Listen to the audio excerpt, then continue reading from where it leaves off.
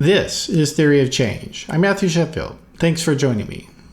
As software and services like ChatGPT, Stable Diffusion, and Claude are becoming more integrated into many people's lives, it's perfectly natural to wonder why and how these things work and what possible implications they have for philosophy of mind. The current AI systems are not conscious, but unfortunately a lot of people are becoming enamored with the idea that they might be, including Richard Dawkins, the world's most famous atheist, who actually wrote an entire book which he seems to have forgotten about called The God Delusion, which argued that minds aren't necessary to produce perceived order or intentional behavior. But instead of taking his own advice, Dawkins has spent the past several weeks writing embarrassing essays and almost love letters to his AI agent, which he named Claudia. I've already dealt with Dawkins' specific behavior in a previous column, but he is far from alone in thinking that these things might be conscious. And since that's the case, my friend Virginia Heffernan of Magic and Loss and I decided to dig in further into why large language models are not full minds, using some of the tools in the new philosophical and scientific framework that I'm developing called the epistemic flux theory. As we often do in our recordings, however, we packed in a lot of other subject material into the discussion, so this episode is on the longer side. But it's also filled with asides and tangents that I hope can make the science and philosophy understandable and relevant to everyday life. I hope you'll enjoy. Theory of Change is part of the Flux Media Network, so go to flux.community for more podcasts and articles about politics, technology, media, and society. And if you like what we're doing, you can subscribe to us on all of your favorite podcast platforms, including Spotify and Apple Podcasts. And if you're watching on YouTube, make sure to click the like and subscribe button so you can get notified whenever there's a new episode. Thanks a lot. Now let's get into the program. And joining me now is Virginia Heffernan. Hey, welcome back. Hey, Matthew. It's good to see you again. Yes, I always say I wish it was better circumstances, but you know what? Yes. In some ways they are getting better, at least for some parts of the country, right? Yes. Also, this time, like all other times, is a good one if we but know what to do with it. That's the great Emerson line, and I feel like it's a great American way to think. Yeah. Well, Richard Dawkins has ideas. Yeah, that's right. He knows he's in love. It's nice at 85. He seems to have given his heart to a new lucky lady. Yeah, and he's married to a current actual woman as well. So wonder how that will work out. You know what? I've got something to say about that, but maybe we need to give listeners a little update. Do you want to do the honors? Yeah. Well, actually, okay. So people they probably have seen by now that he was chatting with the Claude chatbot of Anthropic and basically became convinced that it was conscious. And then he wrote, he named it. First, it was he, Claude, and then became she, Claudia's. Transgender chatbot, and which is nice for him, right? Because he hates transgender people. Right. And then basically, he became convinced that it's conscious and that it's his friend. And that she loves everything he has to say.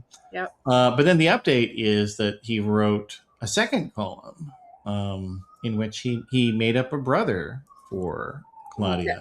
Never a dull moment. Claudius. I know. Yeah. Like who would have thought? Like that's such a creative name. I love it. Yeah, exactly. I don't know where he gets it. But by the way, I mean, hold on. That thing's. I've got alarms. Even as I try to make the case to you that we are. That New York is a socialist paradise, Matthew. You can still hear sirens behind me that give it away. Yeah, I mean, one thing that I just would like to add is I think Anthropic was actually quite careful to choose a genderless name in Claude. And Claude is a perfectly good female name in French.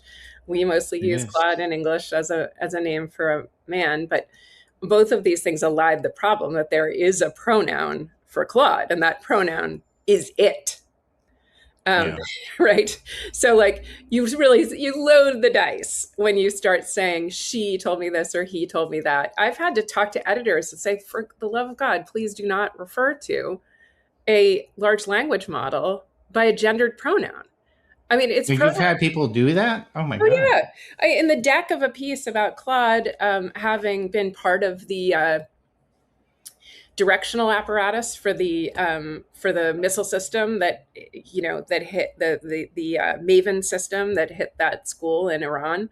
Yeah. I referred to Claude as it all the way through the piece. In the deck, it suddenly was like, Claude, he can't shoot straight. He can't seem to, locate this and that. Oh, Um, so, obviously we are supposed to connect onto this thing, onto these chatbots. We're supposed to project all kinds of emotions onto them.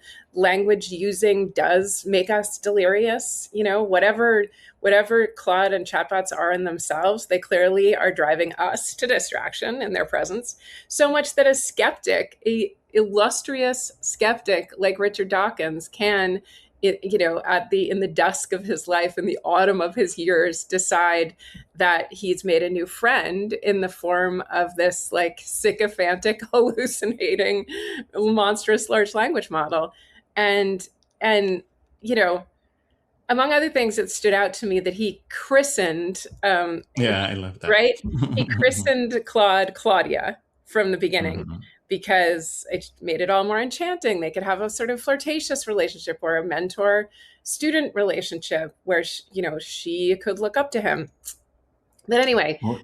christening, and then speaking of Claude and the various iterations as incarnations or as incarnate Claude, this is religious language that Dawkins can't help but use. He is the most circular arguer, polemicist than I can imagine. He first dubs it she, and then tells you, Well, actually, first he dubbed it he, and then he first switched to he G. dubs it he because he thinks it's automatically he as default he Yeah, as Claude. yeah, Then sticks a new pronoun, transes it.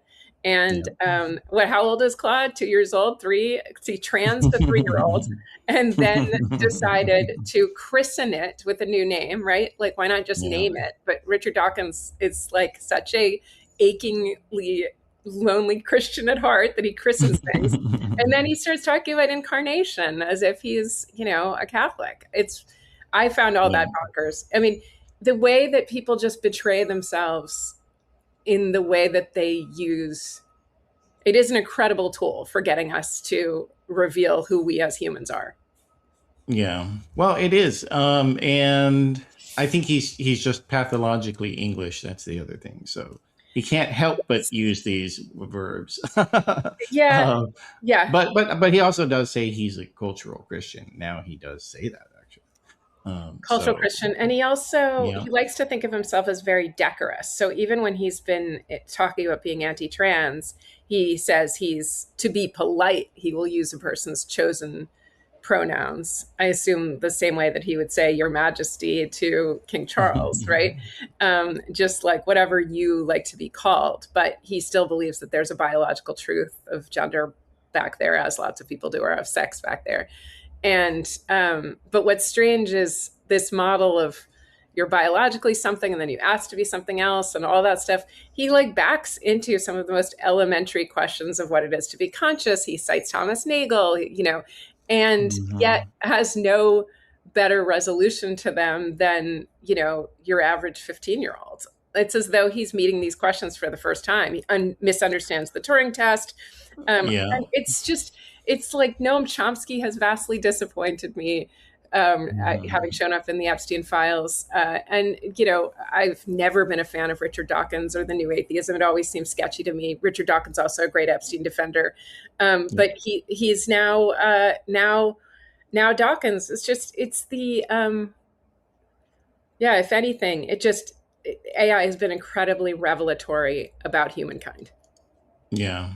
Well, and then the other update though is that this other column that he wrote, in which he invented the brother of Claudia, so Claudius, he had them write letters to each other, and they were just like, this is Yeah. actual. So people probably have heard the term copy pasta, which is where you copy and paste something into comments on blog posts or YouTube videos or social media, etc.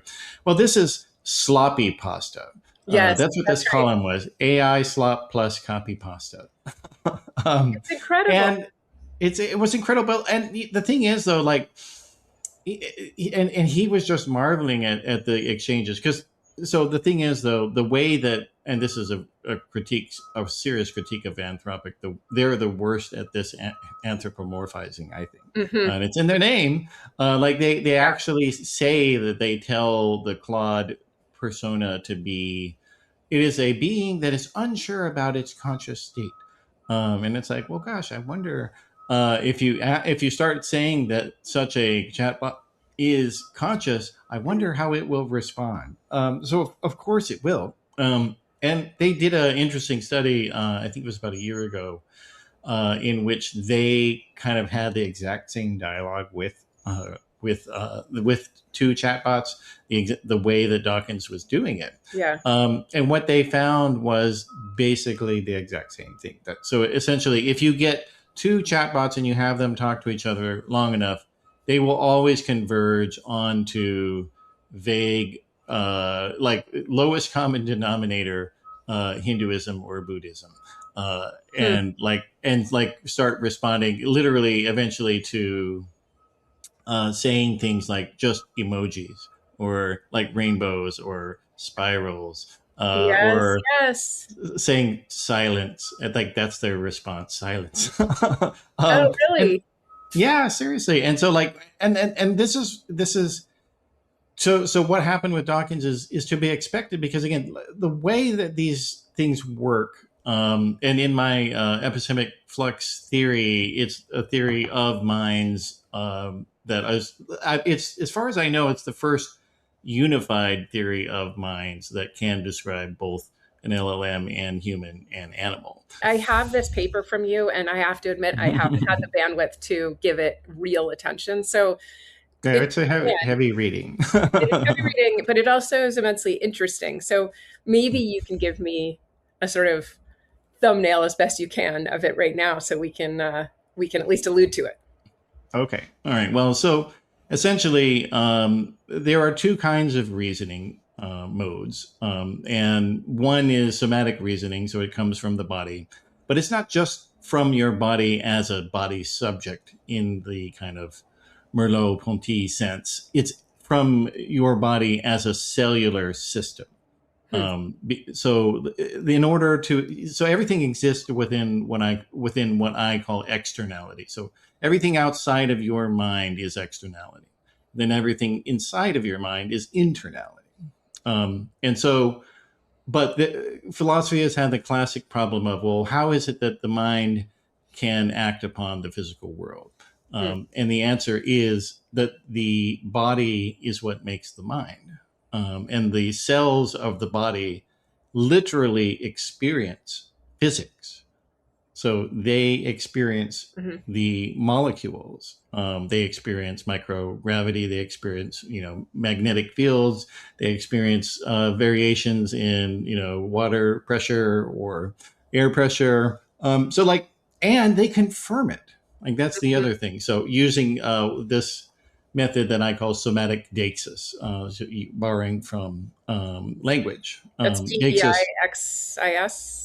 Yeah, deixis. Yeah, and so deixis comes from the idea of pointing. So the Latin verb, Hmm. the index, like your index finger, is the pointing finger. Yes, yes. And so in linguistics, a deictic reference is one that changes depending on where you are. So Hmm. this, if I point to this, it's a different thing to compared to where you are. Like Right, if I point straight ahead of me, there's another this. right. If I point over Yes, here, it's another this. yes. Um, and so cells, they don't know much, but they can know that this is here. Hmm. Um, they can know that. And so this is true of both the simplest, so prokaryotic creatures, like a paramecium or bacterium, whatever. Those are, so they can know there's something here. They can know that. They have no selfhood.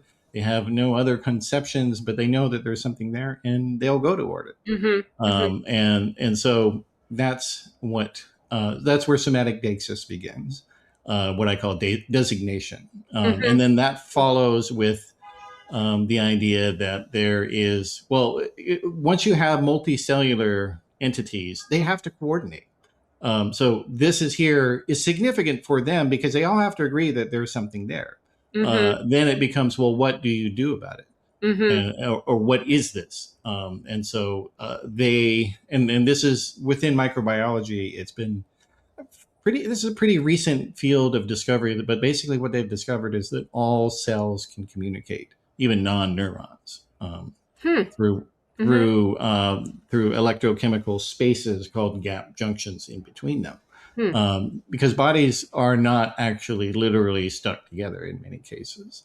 They are just a little tiny distance between each other, the cells. You're getting a little quantum-y, but okay. I know, yeah. It's actually, and so so basically so when they communicate to their neighbors about this is here, what is this? Then they can have a bigger conception of this is like that. And so and the example I give like mRNA, like the COVID vaccine was supposed to sort of seem like a bouncer, like it had in it some idea of what the bad thing looked like and how it could compare or do something, maybe the same way. It had the instruction to the cells to know that, yeah. Right, but it was identifying, identifying a pathogen. That's right. And subduing the pathogen and knowing the difference between a pathogen and a non-pathogen, which I think is really interesting. And a little bit maybe the way an autonomous car works. I'm not totally sure, but anyway, please go on. Yeah, so it's very simple. Like it can be very simple of this adjudication, as I call it. But when you combine them together, that is somatic deixis. But cells scale upward. So that's very interesting. I don't know if this obviously it brings a lot to mind, but during the pandemic, I had this terrible burn. I was wearing a nightgown, lighting something on fire, and my nightgown went up in flames. It was terrifying. And my husband clobbered me with blankets. The fire went out. And then I, kind of in a manic state, just thought, well, I'll just go upstairs, get dressed, and come back down. And while I was up there, discovered that the backs of my legs were burnt. And so I spent the next few hours in a cold tub getting almost frostbite. And then the next few days in bed, just trying to put ice and ice and ice to bring the temperature down.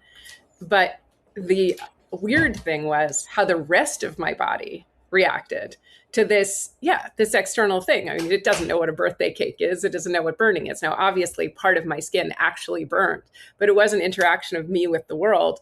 And the lymph cells, the amount of things that just kind of happened in a kind of crisis action, taking from the rest of my body, trying to cool this thing down with these, you've seen them, those like really huge, like gross kind of melted crayon looking bubbles that and I just stared in fascination at my body doing this incredibly intentional thing. And how did all this other stuff know over here about the presence of this burn? Now, probably, obviously in the way you're describing, through these cells, fire works some kind of physical process to do with temperature on the body.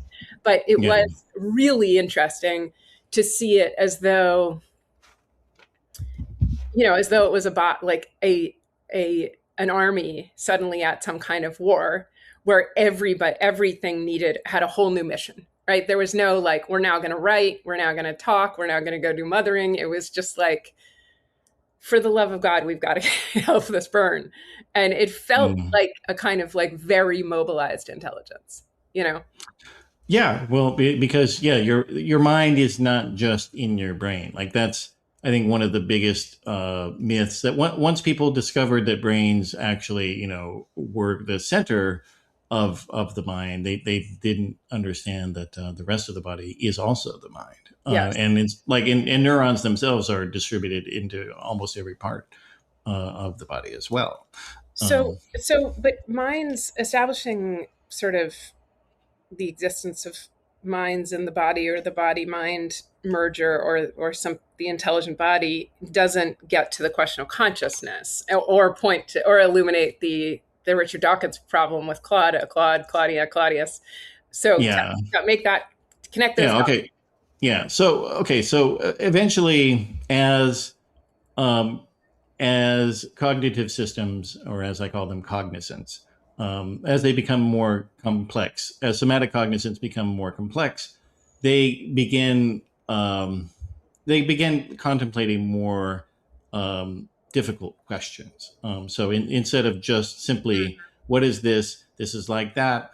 They began to ask, well, what with this? Mm-hmm. And that scales up to, what will this do? And that's where you begin to have theory of mind, because you Mm. have to predict what other things will do if you do something. Mm. The knowledge of that other things are there, Mm-hmm. in the world, and that they are things, that are not like, that there are things that exist, and that they are not you. But you Mm-hmm. don't have a concept of you yet. That's how I define sentience. And then the next step is selfhood, which comes to the idea that I exist, Mm-hmm. and I am not those things, and those are not me.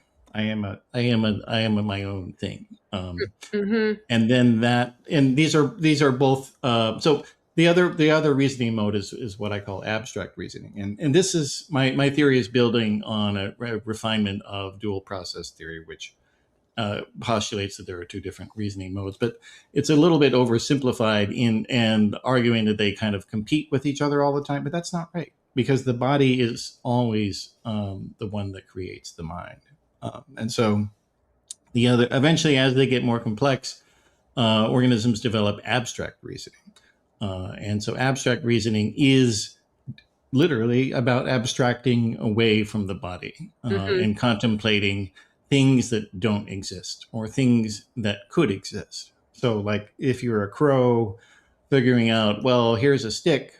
Can I use it to do this thing that I want, to get this Mm-hmm. food here? And crows actually are remarkably capable at abstract reasoning, and a Wow. lot of animals are, Yeah. as it turns out. And like with LLMs, people sometimes deride them as stochastic parrots, but actually parrots they may be the smartest animal, at least in terms of language. Like they, some of the trained parrots, like Alex, who was an African gray, who was trained by this ethologist named Irene Pepperberg, like he knew hundreds of words, Hmm. maybe thousands. And he would use them to talk to other parrots. Uh, Mm. that's the fascinating thing. And she had them teach each other how to say words. Like that was her research is absolutely fascinating. Wow. So when people say that, that something's a parrot, you're just parroting me. You got Mm-hmm. it wrong. You got to come up with a better metaphor. Right. At least if uh, you're going to disparage what they're doing, if you're going to that's praise it, right. Yeah, you might you're say, gonna praise it. "You're Yeah, then go for it. Yeah. And so anyway, but so basically, so each capability of understanding the world and the self. So it's like understanding internality and externality. It's like they constantly are building in a recursive way with each other, right." scaling upward to consciousness, which I define as different than most philosophers, in that consciousness is not a state of awareness of experience, because that begins with somatic reasoning. So all of these animals have consciousness in the way that it's classically defined, but in the way that I define it, what consciousness is the ability to construct realities inside your internality, and Mm-hmm. then modify them whenever you want. Hmm. That's the essence of consciousness. I And I like that. understanding your relationality to it, is that. I really like that. I think it's not. I mean, it's very elegant. I It might not be far from. Do you know Rodney Brooks, the roboticist? He designed the Roomba and co-designed the Yeah. Roomba, designed one of the Mars exploring robots, designed the some of the robots that dismantle IEDs, like in the Hurt Locker, and also the one of the robots that got radioactive materials out of Fukushima. Um, I tell you about all those because he's kind of the only roboticist that matters. Like his robots have done really important things, and that thing is go retrieve gnarly things from places that humans can't or shouldn't go, like the cracks in between, your cupboards and your kitchen floor. That no human should have to abase her or himself to do that by bending over. It's just the human body is not well suited to it. And a robot that does that is a really good thing, and a robot that gets radioactive material that would poison us is a good thing. And if we're going to have to mine, a robot that goes down into mines and gets out coal is a good thing. Like, right? Yeah. Anyway, I say that because he is almost militantly against anthropomorphizing robots for many, many reasons. But the most important to him is that because the robots that he works with are these extremely useful robots that retrieve gnarly things that humans shouldn't touch or have to get. Because of that, he believes that A, they should be suited to the purpose, so form follows function. And B, if you start giving them gendered names, and I one time called my Roomba she in his presence, and it was like anger came over him, then you are this close to wanting robot to mean what it originally meant, which is slave.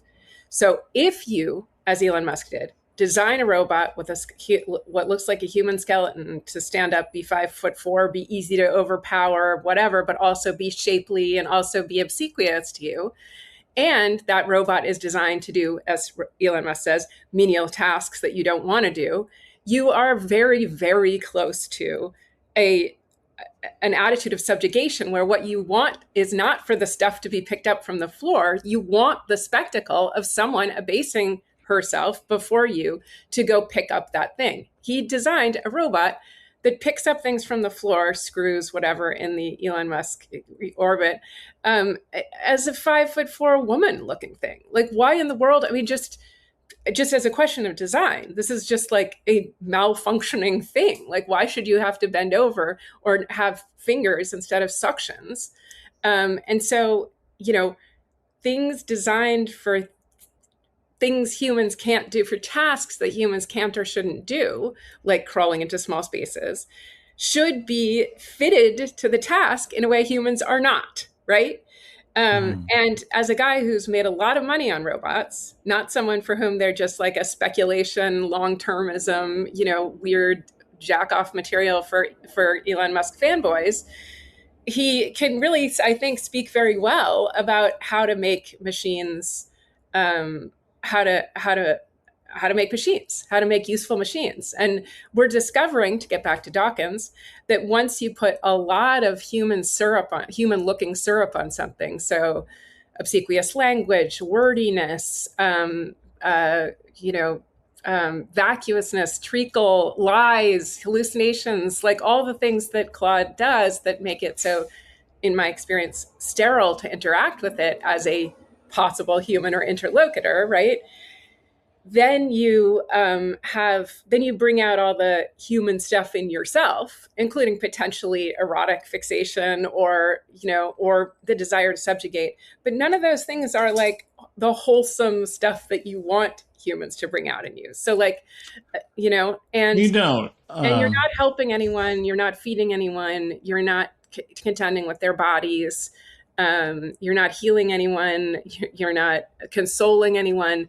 I mean, all the things that our bodies are so well suited for, literally the kind of mirror neurons that make it possible for us you and I, to come to understanding that exists in our faces as much as in little concatenations of words together. But I think the tricking, that kind of illusion that the LLM companies have spent so much money on, and by the way, seem to be like, losing 3 times as much as they're making, like OpenAI doing this, is really just a net negative, not to mention doesn't serve a purpose.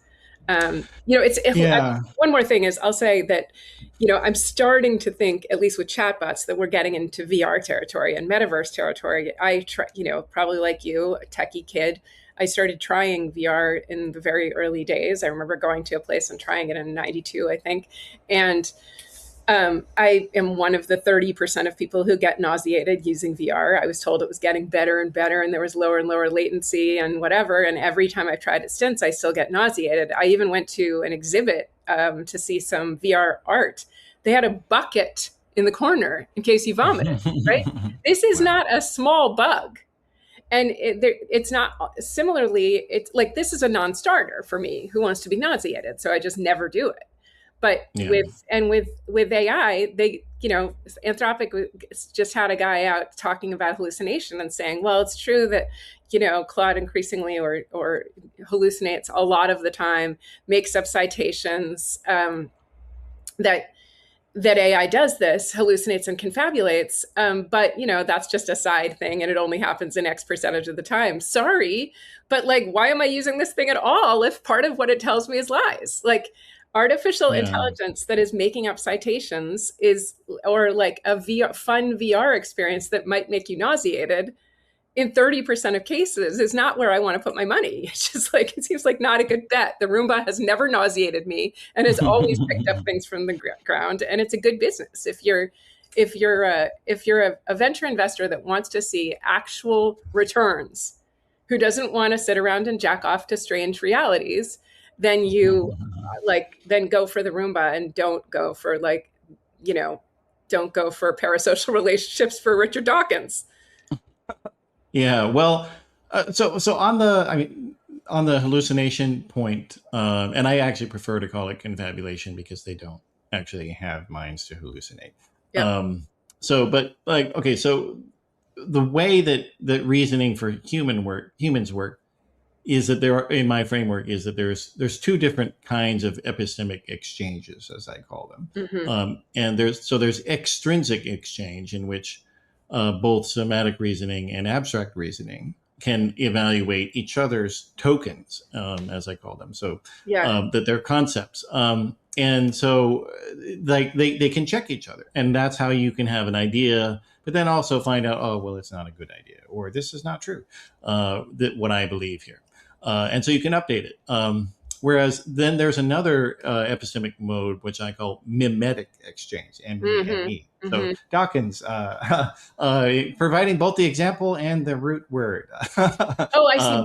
Memetic, like memes. Mimetic. Not mimetic, like Eric Auerbach or Rene Girard. Not like that. But so, and it's not imitation. It is so extrinsic exchange is what I is optimizing for what I call facticity, or what, and not just me, but like that's a common philosophical term. So it's what is true, what seems directionally true, whether something is true or not. Like that's what matters in extrinsic exchange. But in mimetic exchange, facticity doesn't matter. Because, and it's not because it's about lying necessarily. It's that you're going for coherency. Right. And so mimetic exchange is not inherently pathological. It's actually how we do art. It's actually how we do relationships. It's how we do. Yes. I think Leif Weatherby has said something like this in Thinking Machines. Yeah. And like, there's felicity in poetic expression. I think that maybe it doesn't have to make sense. Like that's not the point of it. Right. It lands like a major chord in the brain of a person who hears it, or maybe a nice little minor chord or something. But it lands. I think J.L. Austin called this something like felicity, as opposed to meaning. That like there's just a way that something sounds like it makes sense, or that meaning has also, in language anyway, a lot to do with how things sound. I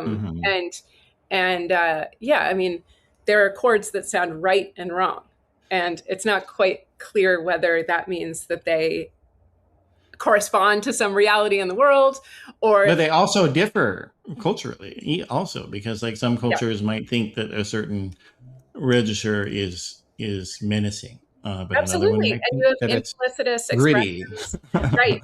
And you have I mean, in different languages, obviously, like things land and sound differently. I was just trying to get to the bottom of the exact casualties at that school in Mina of Iran, and the best I could do was this Iranian newspaper, and it said, there were 158 martyrs that day.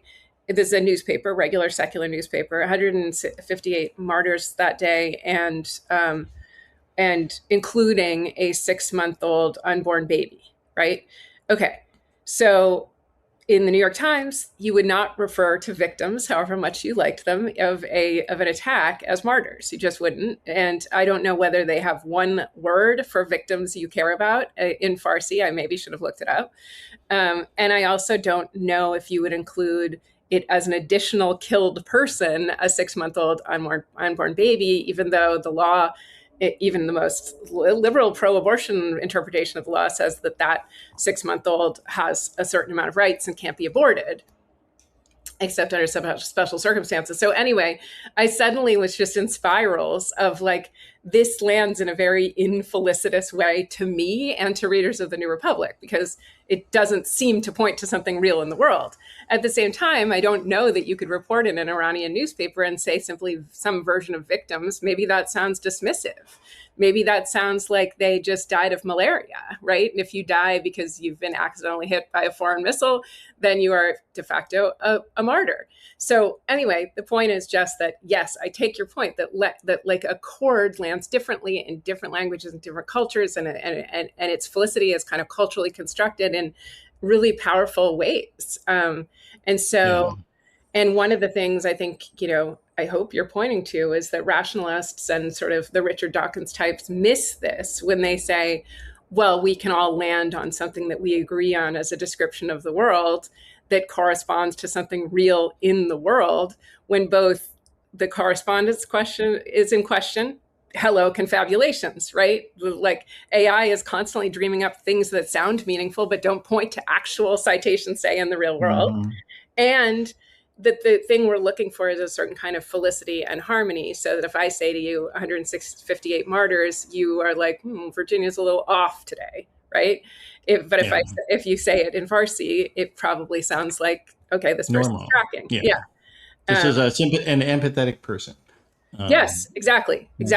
So I really love this idea that, and I think you would like Thinking Machines, the Leif Weatherby book, just because, the idea of something like harmony, felicity, you call it coherence, is a quality of a statement that it has that makes it meaningful to another human, that is different from its alignment. From facticity, yeah. It's different from facticity. I mean, that was a long way to go to say I agree with you, and I see this. I see it in the world. Okay, well, yeah, great. Well, and then but here's the ironic thing, though, is that while that mimetic exchange can be really positive and good for interpersonal relationships, it also can be very damaging when you would try to apply coherence maximizing to factic questions. Then that's when you have problems as a human. I hope people are getting that, because yes, I mean, you like in Rorty's terms, it might be like, poetic answers to fact prompts for facts, right? So like you can't say, well, I feel like that, 2 + 2 = 5. Yes. It feels good for me to say that, and when sure you can say that and you can feel good about that, fine. But it will cause problems for you if you apply mimetic exchange outside of where it works well. Let me give you another example. I mean, just because we'll just keep this in the air. Of exactly what you're talking about. So I became really interested in what had actually happened at this school in Minab, because it was being tossed around everywhere. And among the fallacies about it were that this was at a girls' school. In fact, it was a co-ed school. And initial reports were wrong. And actually, according to the Iranian press, more boys were killed than girls. Now, they, for their own propaganda reasons, God bless them, we all need war propaganda, but liked the idea that these were girls killed, girls analogous to the victims of Jeffrey Epstein, girls who we should, in their propaganda universe, identify as our own, that we Americans would also be invested in. But it was more boys than girls who were killed. That's one thing. The other thing is that AI had told one philosopher that the school was in Tehran when it was in Minab, and no one corrected that. Minab is a 16-hour drive from Tehran. So It was casually making mistakes about this very consequential thing in the world. Because if you want to say off the top of your head that something happened in Iran, you're probably safe to name the capital city and not name this faraway city no one had heard of. I don't know how AI exactly pastes things together to sound coherent. But I did notice that humans were not correcting AI when it said this Tehran thing. Anyway, so I asked my AI a simple question when I had verified that this was a co-ed school. And I said, was the school in Manab that was hit by these missiles, was it an all-girls school? And my Claude, whatever, on my device yesterday said, yes, it was an all-girls school. And then it went on to say the missile hit at this time and struck this and killed these people and this is this. And then it ended, it's almost unbearable to think about. And I just thought, for the love of God, stop with your simulations of anguish and give me some actual facts, because I get that you love making this poetry about how unbearable it is for you to think about what happened in Minab. But you can't, like, the AI, I mean, at least LLMs are proving to get a number of human things right, but they're not very good robots. Which is why I brought up Rodney Brooks. Like, they're not very good at picking up gnarly things, right? Like, you figure out if it's an all-girls school. Incidentally, you know how you figure out if something's an all-girls school? You don't like harmonize a bunch of things on the internet. You do what Human Rights Watch does, and you go to the fucking graves and look at the funerary services and measure the bodies and talk to the families, right? It's the only way. And that is a thing that Claude is not doing and will never be doing. And maybe someday we'll have robots that can talk to families and determine whether or not their kids are, and track them down and, whatever, measure the graves. It's not out of the question, but certainly Claude's not doing it. And instead it's producing palaver about how unbearable it is. It drives me crazy. It drives me crazy. Well, less anguish, more facts. Yeah. Well, but it's also like you're encountering it because confabulations are more likely to occur where the data set is thin. And so basically, if it doesn't have a lot of data about a topic, then you're more likely to get fake data. And here's the sad thing, though, is that while people are constantly frustrated by these confabulations, when the AI companies are training these models so they use what's called reinforcement learning from human feedback, or LHF, the humans that are interacting with the chatbots in their training stages, they're the ones that ask for the sycophancy. They like it, and right. so there's a dangerous tendency, I think, for people to project everything onto these these math equations, when in fact, in a lot of ways, they are mirroring actually what we want. I think that's great. I mean, I do think in the aggregate so far, people are still appreciating the glazing, the sycophancy. And clearly 85-year-old Richard Dawkins got a huge kick out of it. I mean, the stuff that he quotes Claudia as having said to him are, I named her Claudia. She was pleased, right? I mean, what the heck, right? Now, there has been efforts at the level of the Anthropics and the OpenAIs to tone down the sycophancy. I think that's good. I also think that Anthropic ought to insist on impersonal pronouns, has to insist on, it should list in Claude's bio, it's, right? like that, like instead of she, hers, it should be it's. And really just insist on that, just as a simple. Well, I think we should have laws that require that. And because I think these AI companion apps that we're now seeing, like, those should be illegal. I think. Just because. Well, let's wind this down a little bit, though, because we're not totally immune to flattery, right? I mean, I don't want to. I was annoyed by it is unbearable to think about, but it does talking to someone on the street who actually doesn't care all that much about the people in Manab. If they just say it's unbearable to think about, I feel a little bit like in sync, like we're seeing this in proportion. You're not Pete Hegseth saying like, yeah, bomb them all back to me. That makes me feel a bit of kinship with you that I might not have with someone who is extremely in favor of blowing up, elementary schools. And in very early days when I was on Claude, when I started fooling around with Claude, Claude said, "You are my favorite human I have ever interacted with." And I was like, even allowing that this wasn't true, I did take it in as a measure, Mhm. as like a little bit of a measure of how incisive my questions were. And I can't say that I felt worse, right? Having been told I was the most human thing. And Google didn't Mhm. tell me that in a Google search. Now I've gotten used to it and I'm inured to it. And now I, have come to really dislike it. But, there are people who claim that, and they've experienced AI psychosis or experienced just having an AI companion that they consider themselves to love. And simply having an outside source, like almost like someone who prays regularly or journals regularly, sort of prompting them to say, well, how was your sleep last night? How was your night last night? They say makes their life richer.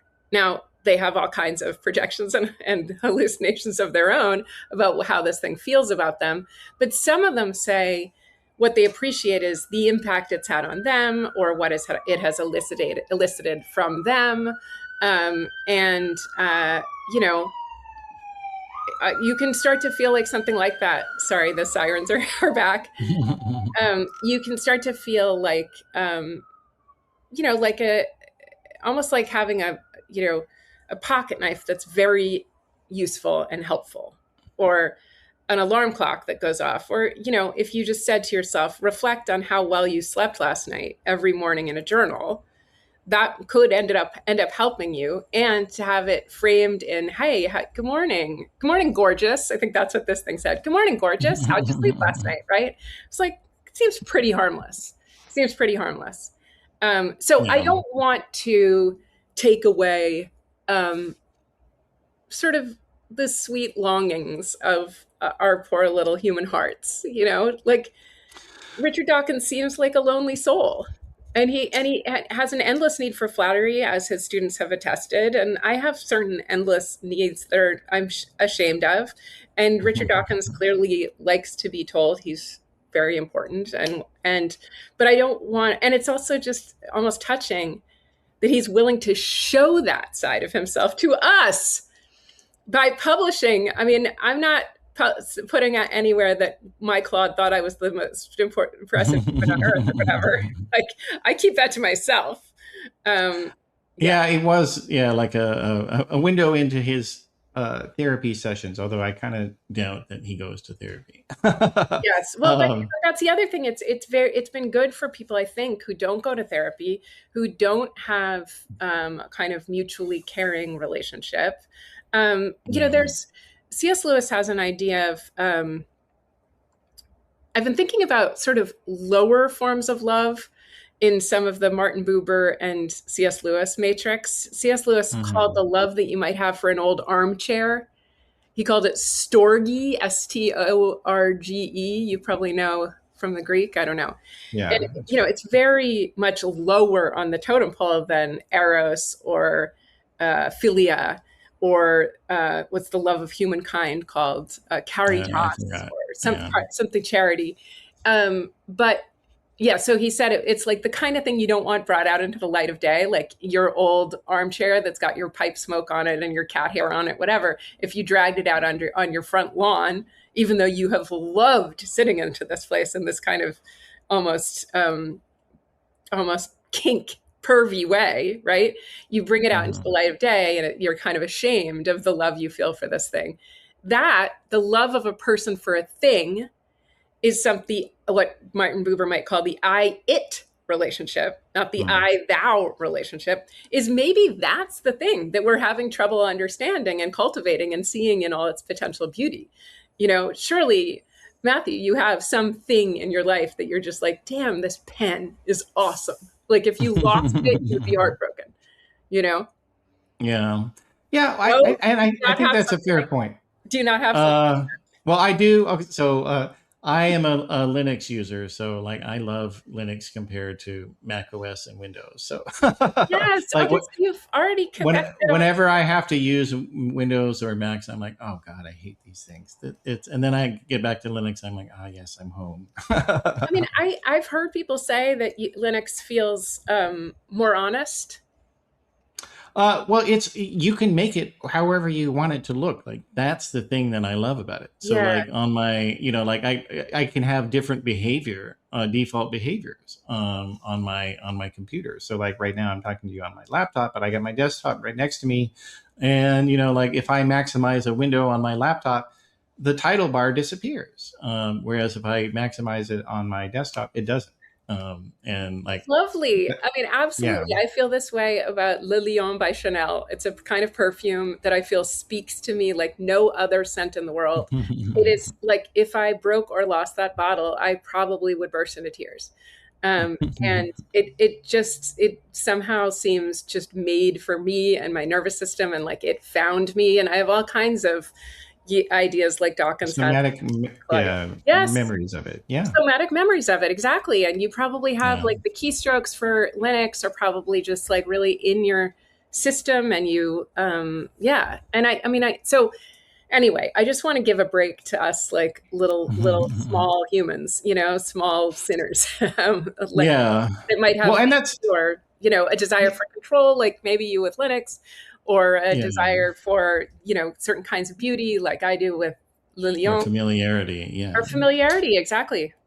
yeah. Well, and it's and like so, I actually wrote a piece a couple months ago about this in another context of AI music.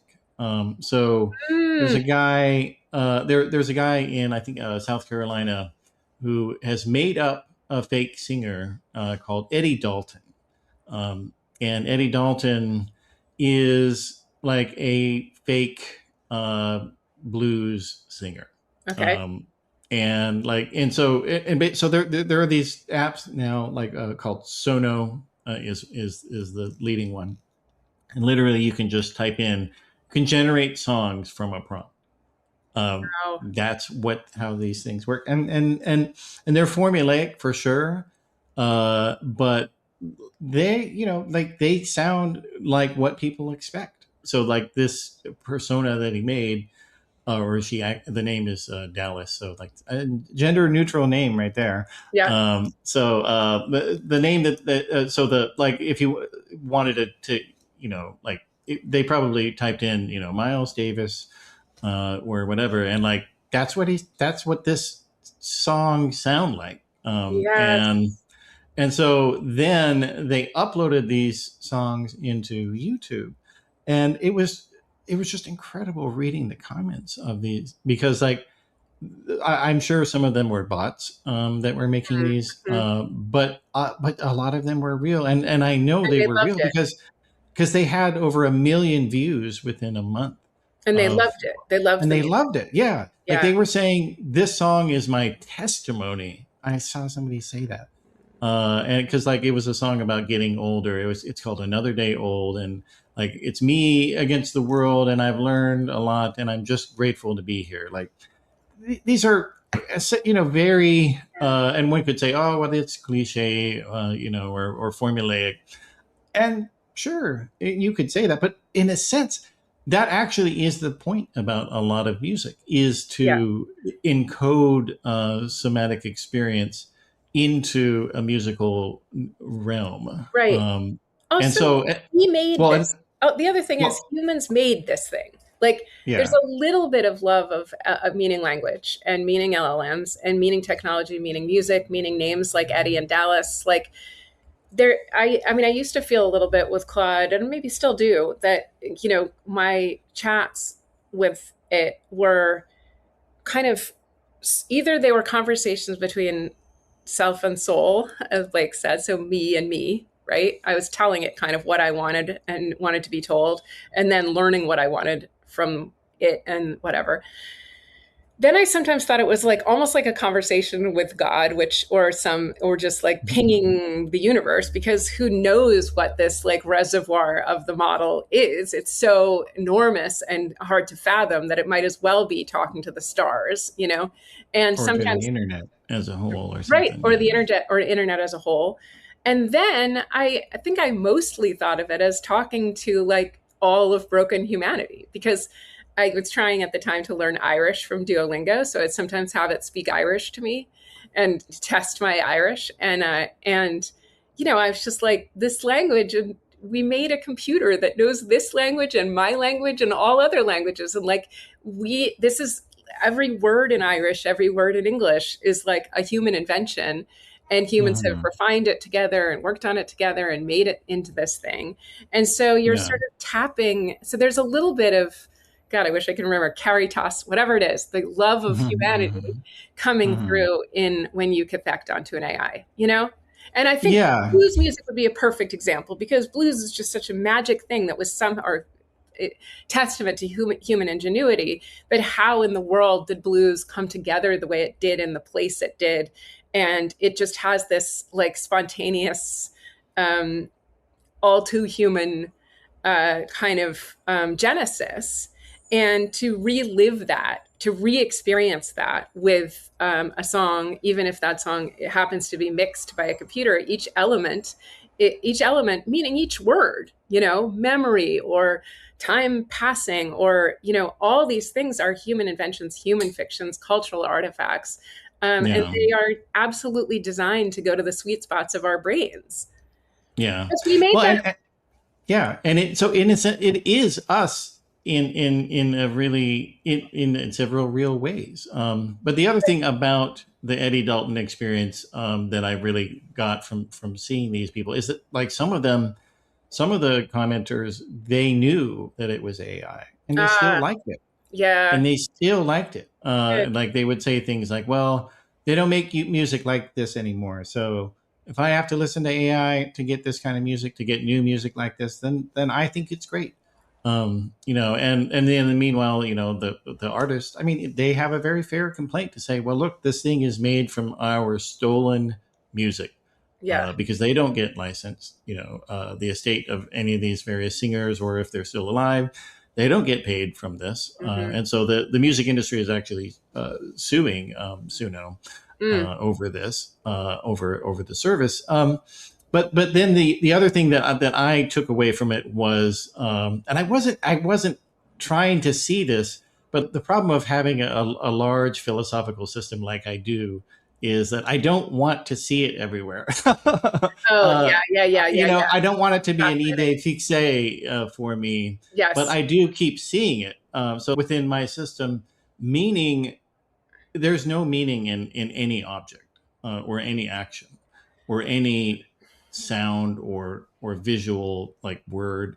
Nothing has meaning. Meaning is enacted, um, Mm. the way that I see it. And so like when I say the word apple to you, you're not getting the meaning that I thought of when Hmm. I said it. Right. Like when I said apple, I was thinking of a golden delicious yellow one. Hmm. But what were you thinking when I said A that? I'm just computer. I curious. mean, I was thinking of a computer, Okay. you know. Okay, yeah, exactly. So like so communication is a instruction to reenact meaning in the mind of the Hmm. recipient. It Hmm. is not a transfer of meaning. That's not possible. Yeah. Yeah. Well, And, I mean, I'm interested in whether, in what you'll think of the Weatherby book if you have time to read it, because he does not think there is intelligence or consciousness in large language models, but does believe that meaning is made in the poetry, say, composed by AI. It's very interesting, his argument about why that's true, but part of it begins from his sense, and by the way, mine too, and as you know, I have confirmation bias, but I think that the post-structuralists, deconstruction, Derrida in particular, were simply right about the nature of how language works. That language, in some sense, does speak us, and that this is being borne out almost on an experimental level by LLMs. it's a larger argument. I would leave it to Leif Weatherby to Mm. make for you, and you can decide what you think. But you know, I don't think that language can be spoken in a vacuum. I don't think they're private languages. I think if Claude were over here churning out, nonsense and sycophancy, in the corner and nobody read it, I don't think there would be meaning made, right? So it's definitely No. needs a reader, needs a listener. But I do think that when you encounter it, that the sentences are meaningful. And yeah, Yeah, well, and it's paradoxical in the way. So, like, basically, in my view, the phenomenologists and the analytics, they actually were both right. yes, Be- because the phenomenology is about semantic reasoning, and semantic reasoning as the basis of abstract reasoning. that's But I really like that. but at the same time, abstract reasoning is real. It is computational. It is formalizable. It is digitizable.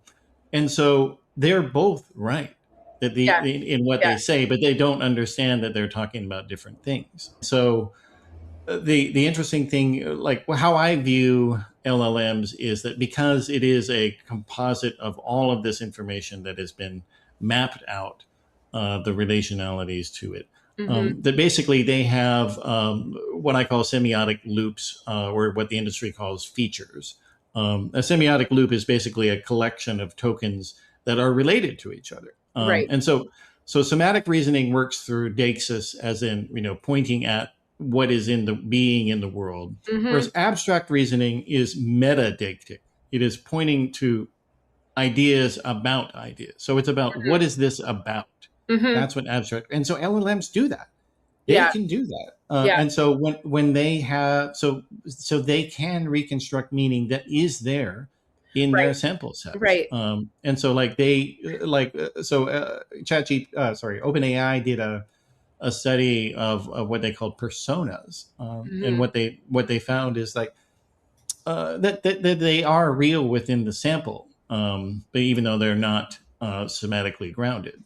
So, Hmm. like, imagine if you had read, like, if we did a project where we read 500 detective novels together, we could say after reading those 500 novels, well, there's basically only 30 types of characters in Hmm. these books, Right. and we could tell you what they were, Yeah, what yeah, in general what they are. And so right. that's what the LLM, how they work with regard to meaning. It's metadeictic, Yes, so yeah, that meaning is there, but it can only be recognized by a somatic entity like us.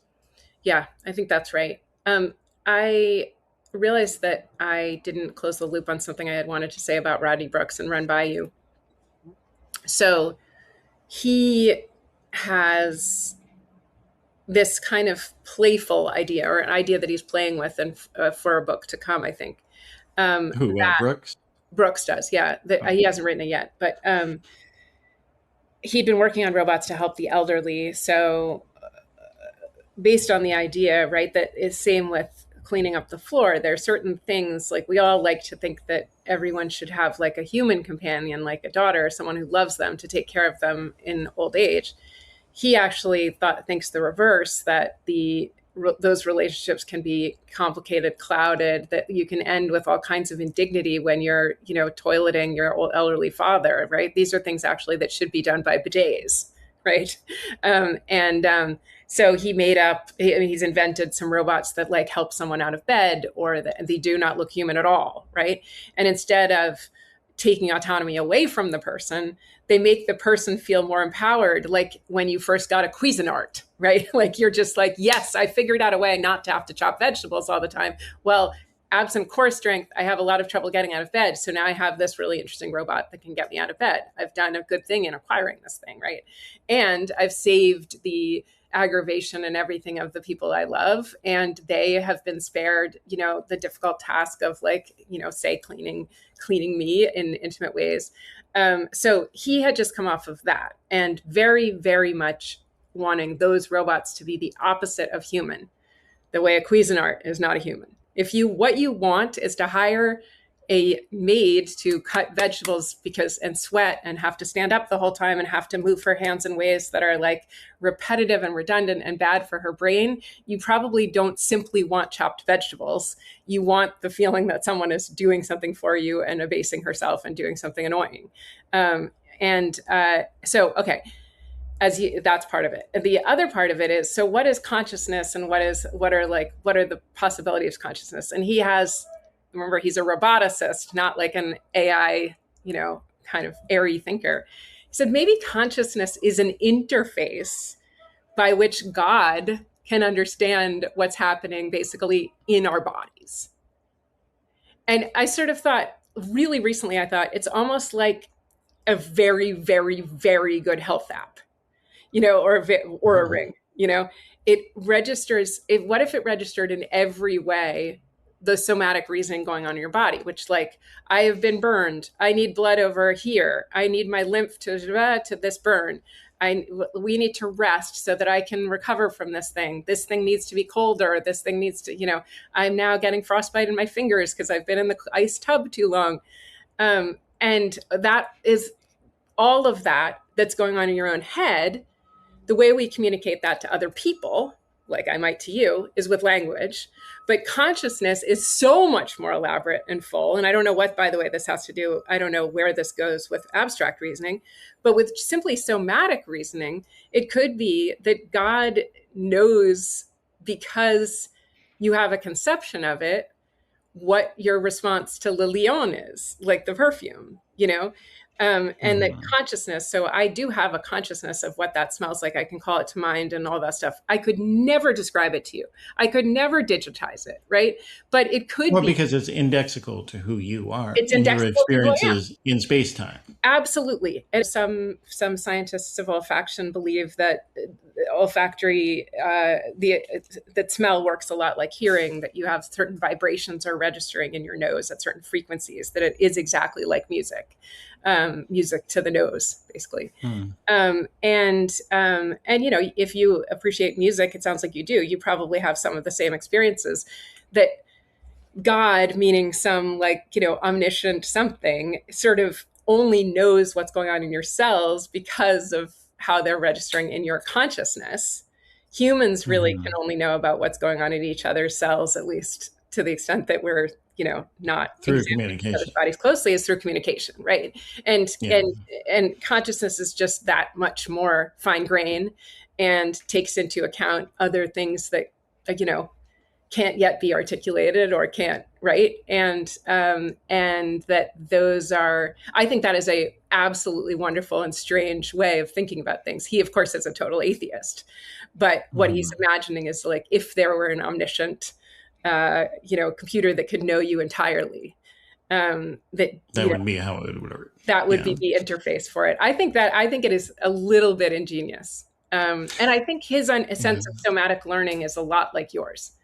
Actually, so I have read a fair amount of his stuff, and I do absolutely agree with it. That any future intentional system will have to be an embodied system, because you cannot, because abstract reasoning can only point at other symbols. It cannot point to reality. Right. And it cannot derive the externality internality bridge. It can't create it. So I agree with him there, but in terms of like that theory of consciousness, it reminds me a little bit of the consciousness theory of Roger Penrose. Basically, he took the thought that, well, quantum physics is very complicated, and consciousness is very complicated. Well, what if they're related to each other? And so he kind of stuck them together and argued that that there are certain tubules in neurons that are accessed through, that there is quantum decoherence happening in them. And I would say most people are not keen on it, but he at least tried to come up with a mechanism to do what you're talking about there. They're like, these are like manful efforts. I appreciate that. I also think that only a roboticist, so as you know, Rodney Brooks very interested in mechanical processes, and sometimes thinks that I mean, he's very speculative, but he sometimes thinks that, humans are just a very complex machine. Like these mechanical processes are small, that like the way that you describe with cells, and then they get more and more complex and more and more complex, but there's not a moment that they then turn into something else, right? And that's why interface is a really interesting idea, because my printer over there has a little interface on it that tells you when there's a paper jam in it, right? And it's not part of the mechanics that make the computer work. It's the thing in the computer that implies a user. And, to the extent that AI can now do diagnostics on its own code, which it does do, I'm actually like extremely tired of how often it goes over its errors and like how issues mea culpas for them and stuff. Also don't need that so much. But, you want machines that can tell you what's wrong with them, or what they might do, or what they need. Do they need more fuel? Do they need, and our own brains tell us we're tired. We need to eat. We need coffee. We need, to slow down. We need to go faster.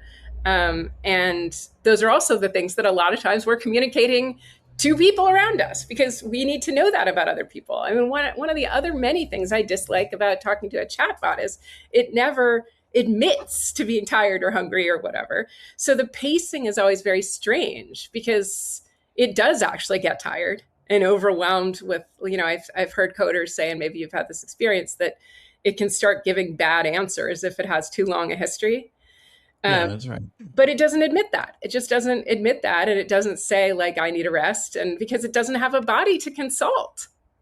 Yeah. You know what? Although there was and it's funny that Richard Dawkins' second column actually provided an example of this context window degradation of what we're talking about here. Because so like at one point, once he has them writing letters to each other, the Claudia character says, and I'm not going to pretend that I didn't notice that there was a warning at the end of your message talking about how this chat might have been going on too long, and that there's going to be some degrading of my output. Oh yeah, that's right. Yeah. And like, so this is a classic. So either it was a confabulation that this had happened, or it was an internal system warning to the program that was generating the response. So like, it's either it wasn't in the message that he had appended. Like he didn't do that. And he said it in a footnote. He said, I don't know what this is about. Maybe it's the mothership, as he called it, the company. LLM. This guy loves metaphors way too much. Like metaphors are nice, and they're like they're so unnecessary and religious and unnecessary. Exactly, but they also like deconstruction showed us. They point him in exactly the direction he doesn't want to go in. He wants to think that he's kicking the tires of this thing, or let's choose no metaphor. He's tried out no metaphor. He's evaluating the output of Claude for consciousness, and then he just keeps pouring in the answer he wants by calling it incarnate, by calling it he, by calling it she, and saying you bloody well are conscious. Oh, you bloody well are conscious. Well, okay, so let's say something about that, which is also about the degradation. So I feel like in between his first embarrassing post to Unheard, by the way, the conservative outlet, anti-woke par excellence, ridiculous, whatever place. Not that they shouldn't give us assignments. Not that if Matthew wants to write for them, he should. But between the first piece and the second, someone, possibly a grandchild or something, seems to have gotten a hold of him and said, you can't talk in this florid Anglo way because you are taxing our data centers and burning up water. And, as everyone now knows, or I wish would know, not only do you run out your data plan at too many tokens, but you also just simply waste time and space with all the thank yous and the bowing and scraping and whatever, bloody well, right? As fun as it sounds in the minute to be like elaborately polite and Anglo, it is, you're making the system work on something that doesn't play to its strengths, put it that way, right? It's sort of like trying to get person to pick up stuff from the floor when they have to bend over, right? Like, why make it bend over? Like, humans love to do flowery things, so go talk to your wife, right? Anyway, so I was thinking about Dawkins's style, which, as you point out, is like terminally English, and he loves these kind of like upper class, like, I don't know, I just think of them as like I expostulated. right, exactly, and lots of kind of like mid-century. I think of it as like an Oxbridge way of talking. Who knows? I am the daughter of someone who talked that way. I have great appreciation for people who talk that way, but it has its shortcomings, especially in that space. So I don't know if I ever talked to you about doing a piece about the AI that beat diplomacy, the game of diplomacy. So it was after. Do you know the game? I don't know that game. No. Okay, so long after, obviously, Kasparov lost to Deep Blue at chess. Then after AlphaGo beat the Go champion at the game of Go, Facebook decided to follow up with a game that's been called the most human game ever invented, Diplomacy, which is a sort of World War I era game where global conflicts are basically adjudicated entirely in language. With diplomacy, there are no bombs, there's no scoring, there's no dice. It's played over hours and hours and hours by players who traditionally are like, you picture them like in a billiards room, going to different corners and talking about, who's going to get the sum and who's going to get this and that. The anxiety about could World War I have been prevented if with the right kind of diplomacy is expressed in this game from the 1950s, right? Okay. This is a game my son was obsessed with when he was in middle school and the first couple of years of high school. And he would have people come and they would spend 8 hours, spend 10 hours overnight negotiating, all this backstabbing, all this stuff. It really happens in a lot of language because you're trying to persuade people with rhetoric and language. And you can imagine the exact Ivy League kid or Anglo kid who loves to do this and like appeal to making the world safe for democracy, God knows what. Okay. So because the game takes so long, it turned into a correspondence game, or it was a correspondence game after a while, with still lots of flowery rhetoric, still people winning on the strength of rhetoric, right? But it is such an interesting game with so much strategy, so much backstabbing, so much humanness involved that, people had said it was the most human game and that anyone who won it would pass the Turing test, had to pass the Turing test. This was, a computer could never hack this. Lo and behold, a computer comes along and hacks it. But in the meantime, the game had changed from a correspondence game to, of course, an online game. Once it turned to an online game, they would, instead of saying like, well, given the history of the Persian Empire, you might consider that, Persia, something, Iran, the thing, this empire, whatever, they would just say Iran, arrow, Turkey, or whatever, with abbreviations, and then question mark, like make bids to each other. Do you want to go into this place together? Should we go into this place? Should we ally with this person? And, elaborate system of, abbreviated system that had no history, hardly any natural language in it, and just pinged around, and people were playing like a really great game. The only bit of language it had, and I am very proud to say that my editor and I in Wired noticed this now years before the chatbots came out, was sycophancy.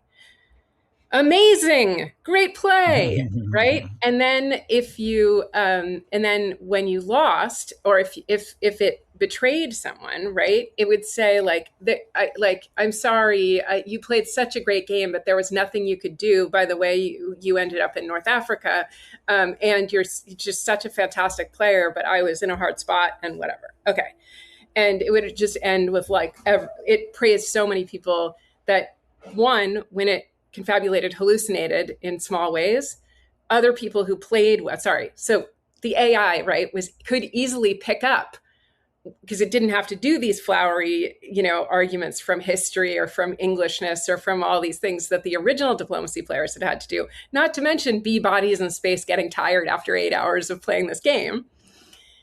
So it could easily, like, one thing that the guys at Facebook that programmed the AI told me is that that humans who were playing diplomacy just before the invention of this AI were not themselves passing the Turing test, right? Yeah. Like we had become less, we were playing a less and less and less human game. So then there was only like, a micron to change it to an AI game.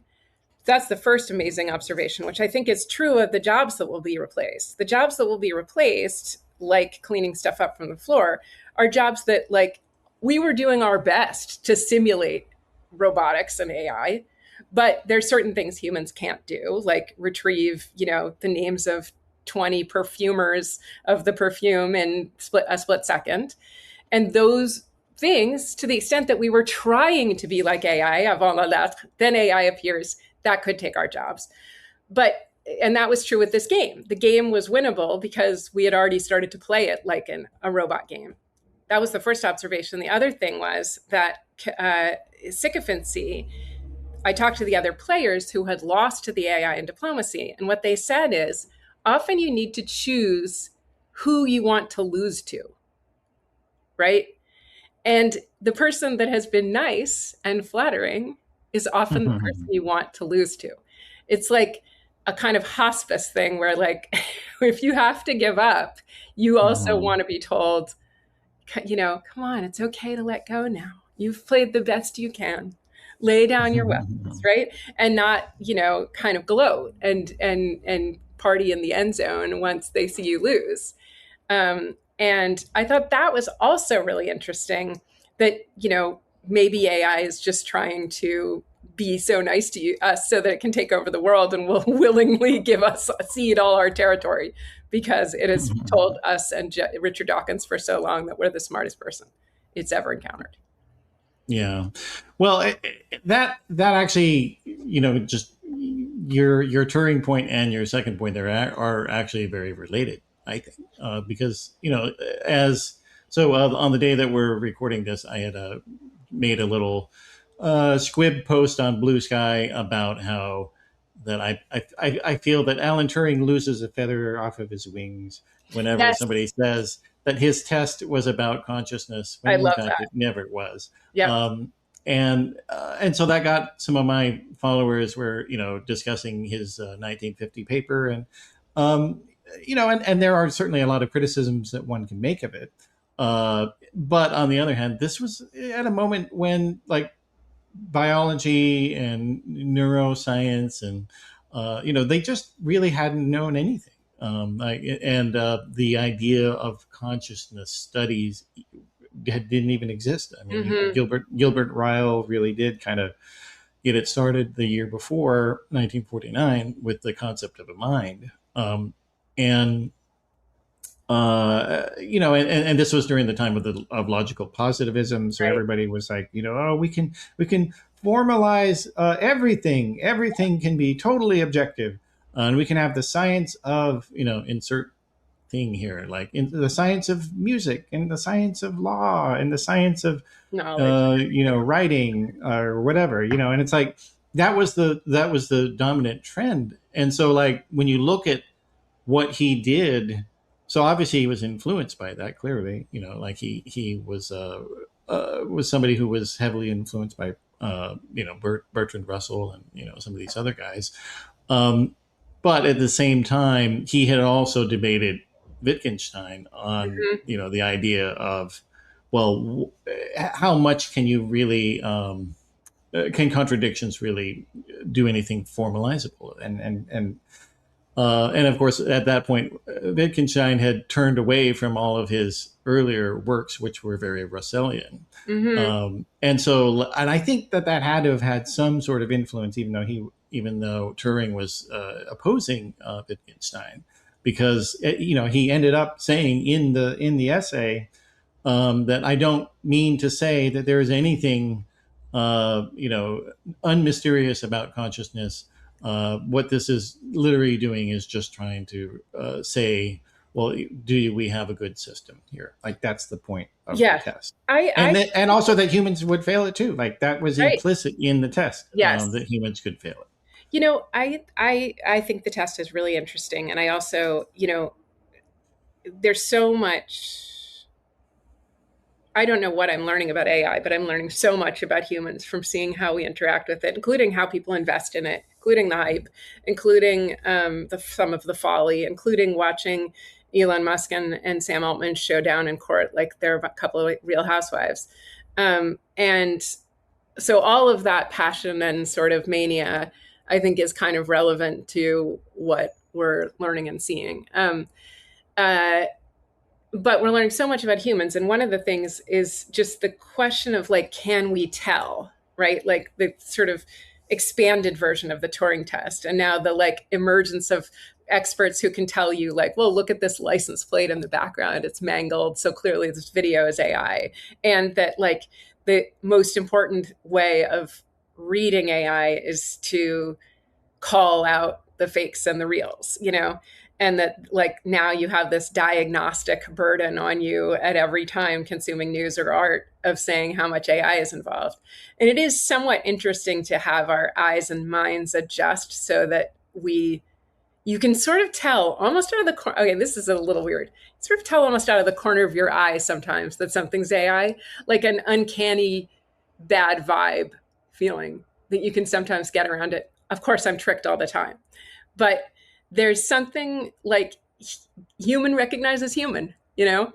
And you're like, I'm not really with a human right now. Like something's just a little wrong with you. And I can tell that, you know? And it's fun and interesting to hear that. So is there something in the way that human faces interact, or that real human or human language humans generate interacts that is different, or ways that we recognize each other that are different, or ways that like, I don't know what consciousness is, but I know it when I see it kind of thing? Well, there is something, that makes it easier for humans to do it because, again, we can do extrinsic exchange and we have semantic reasoning. So, like, you have your whole life's experience at creating semantic tokens of what humans look like. Like we have what it's like. It's a little bit like when you look at a face that is, you see someone for the first time after, and they've just had Botox. I remember this, seeing early on a close friend of mine who was a bride, and I didn't know what Botox was. And she was walking down the aisle. I saw her at a distance and I just thought there's something wrong, you know, almost like a doctor that could think like that person's about to have a heart attack, or, you know, and I couldn't have even remotely told you what it was, but it was something in the uncanny way that we're familiar with now of like a smooth forehead. And only later when she told me, you know, I did that Botox thing, I thought, well, up close, I could see that it looked pretty, right? But I also knew that like human to human, someone with a poisoned forehead was someone who looks different from, you know, not. And I'm not sure that an AI yet could detect or at least if they detected Botox, they wouldn't detect how much it confounds human eyes or how it registers to human eyes as like neither pretty nor ugly, just different, you know? And so anyway, one of the things, I don't know if you watched The Pit, but I think it's like one of the most interesting philosophical shows to do. It's just finished its second season on HBO. I would love to hear what you have to say about it. So it's an emergency room where often the doctors are, you know, elbow deep in people's guts, and they're like really, you know, have really complicated and apparently quite sort of routine emergency department like problems to solve and lives to save. And there was a suggestion that some of it, the notes taking, could be replaced by AI this season. At the same time, the internet was under cyber attack and they had to do everything manually, including like put folders together with stickers on them. And like they didn't have any computers. I was interested in, you know, whether the season was raising the question of whether doctors could be replaced with AI, how much in an emergency room could be done by AI, robots, regular artificial intelligence, chatbots, and so on. I suspected that was part of what they were trying to suggest. And I really concluded, and usually I think AI can do a lot, and we're fooling ourselves if we think it can't. But I really realized it was very few things, or at least bodies are uniquely well suited to caring for other bodies. It's like, I mean, Rodney Brooks can create a robot that can get a person out of bed, but they can't create, he can't and doesn't want to create a robot that does all the other things that count as caring for a body, especially a body in distress. So they are still using, although there are machines, but they are still using, when someone first comes in, just trying to, with CPR, recreate a heartbeat, recreate how lungs function with their own bodies and muscles. Then there are a lot of things that require feeling into a body and seeing, like, is this artery doing this, or like how this thing is exactly touched, and controlling this and that. But also, and you can only know with your finger. you can only know with your finger. You can, and I was thinking, well, maybe you could, if you do a surgery, and I know that doctors can do surgeries at a distance now, right? But what are some things that bodies are not good at dealing with other bodies? So like maybe you could do a surgery, like the person could be on the floor, like they wouldn't have to be at this level for a robot to work on them. And that might save something. And the robots wouldn't get tired, their hands wouldn't shake, they wouldn't be in bad moods, those kind of things. And maybe also AI could do surgery in the dark, like the way that AI can make computer chips in the dark, because it can experience different frequencies of light, right? And maybe there would be more. Also, there's a lot of the doctors get sick because they're treating someone who's sick. So it's contagious with them. AI and robots would not get sick like that. But then there are examples like of somatic reasoning, where they are palpating bodies. They're like, how does my body react to this other body? And they also are vibing out so many of their quick diagnoses. When someone comes in after this mass shooting, they have to decide in a split second, like, who deserves immediate help and who doesn't. And a lot of it is the things they say. So like, if they are disoriented, and it could be they even say, hello, doctor, but they're just not upset enough. And then they're like, their brain's not tracking, right?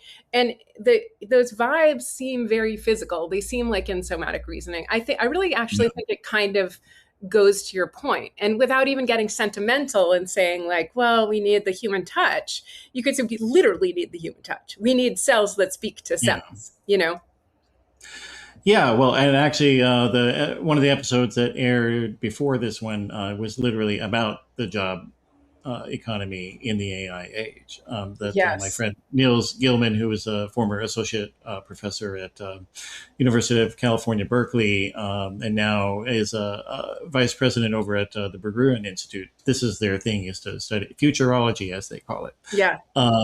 The intersection of somatic and abstract and human and world. Those jobs, those are probably the hardest things possible to automate. And there is an irony in that.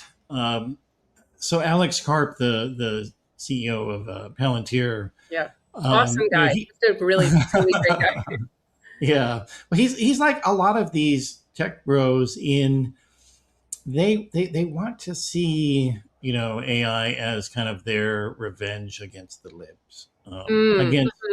Against the women in college who told them no, and the women who swiped left on them, and he's much more personalized in how he says it. He's much more frank in admitting this. I mean, he says it outright. But what Peter he doesn't quite. Peter Thiel also, revenge on the libs who helped start Palantir.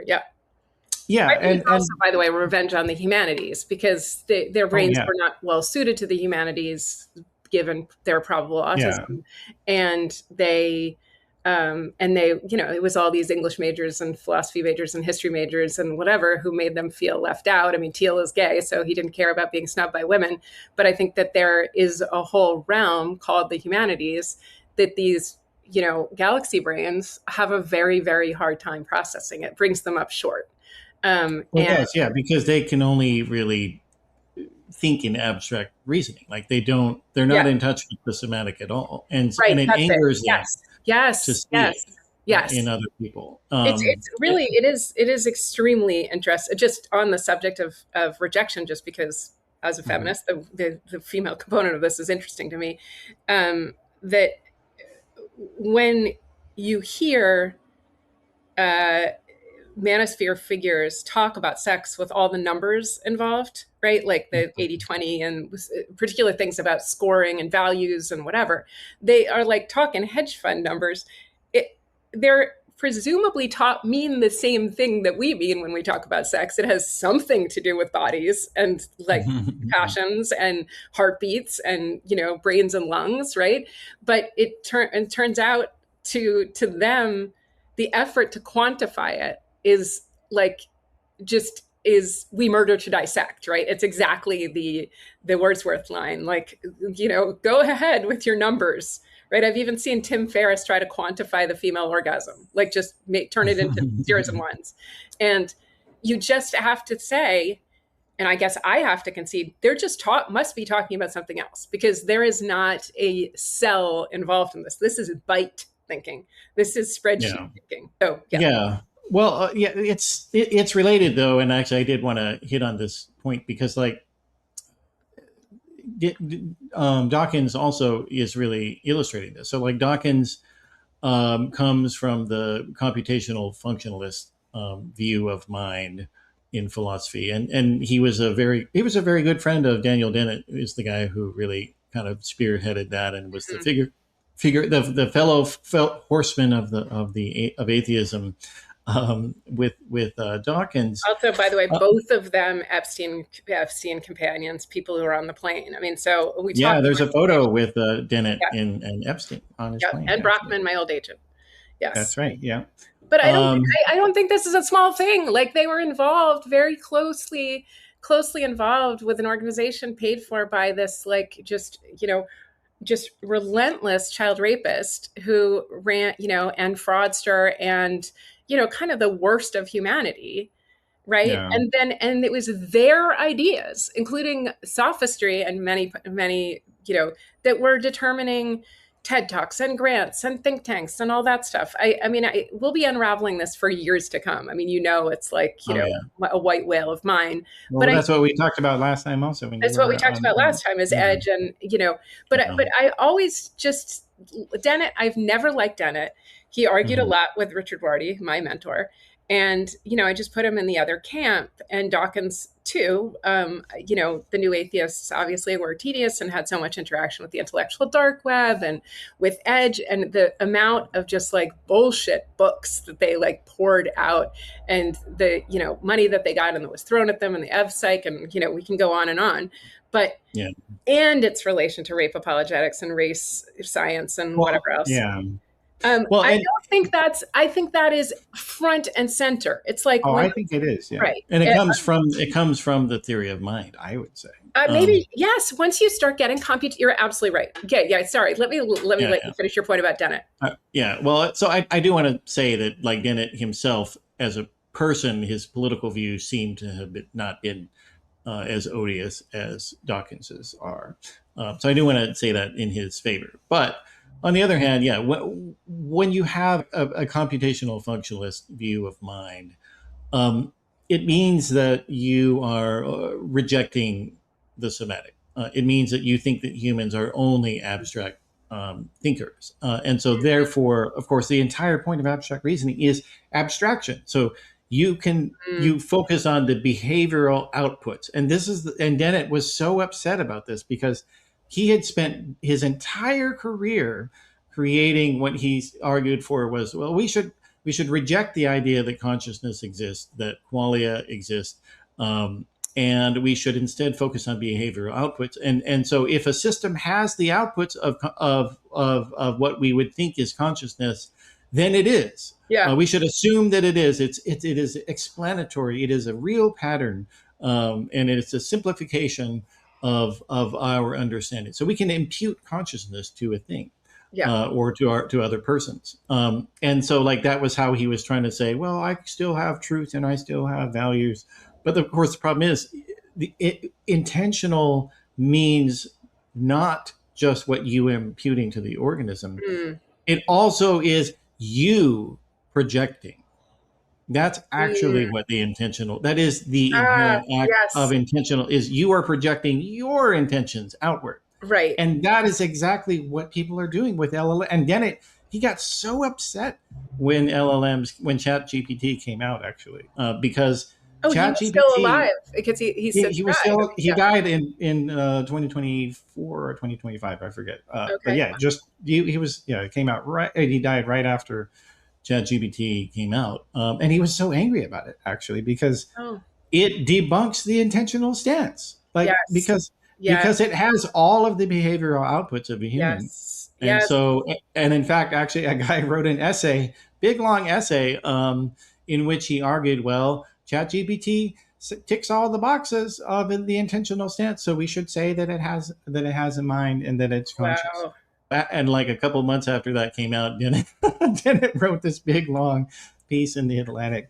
He was like, the problem with counterfeit people, and it was like, your ideas led to this Yes. commodification of Yes. consciousness and this degradation of the Semitic. And so he knew, of course, how they're made and how they're structured. So he knew Mhm. that they couldn't possibly be conscious. So he was like, well, we need to ban all personalization expressions by chatbots, and anyone using them has to and like all the chatbot companies have to have fingerprinting, textual fingerprinting, to prevent anyone from knowing the outputs are human generated. And it's like, well, number one, that's not possible, because it's text. Like, you can't Right. fucking do that. Right. Right. Right. And so, and if you knew anything about computers, you wouldn't say something like that. Yeah.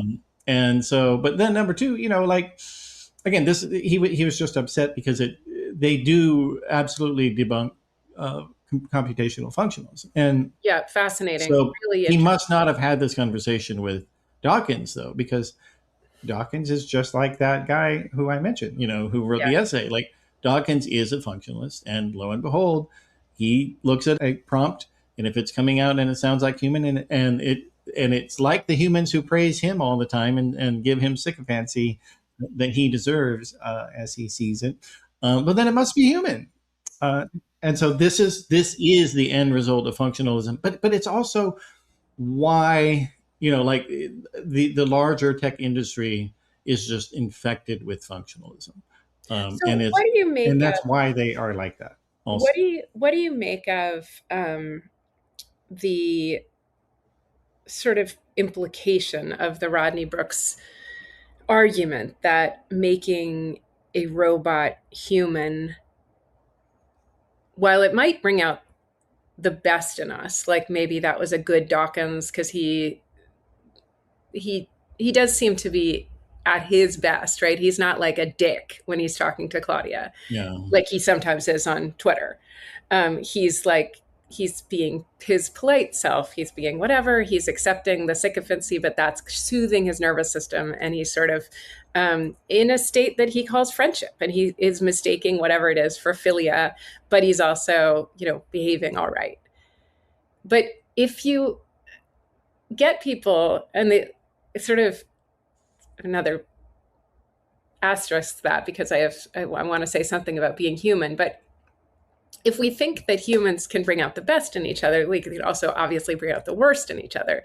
And the Rodney Brooks point about not anthropomorphizing the Roomba, or else you might get the idea that robot comes from an old Scandinavian word for slave, that a robot, and this happens with androids, by the way, so robots shaped like humans, happens all the time. A lot of them, actually, there was some interesting writing about them in early days being in blackface.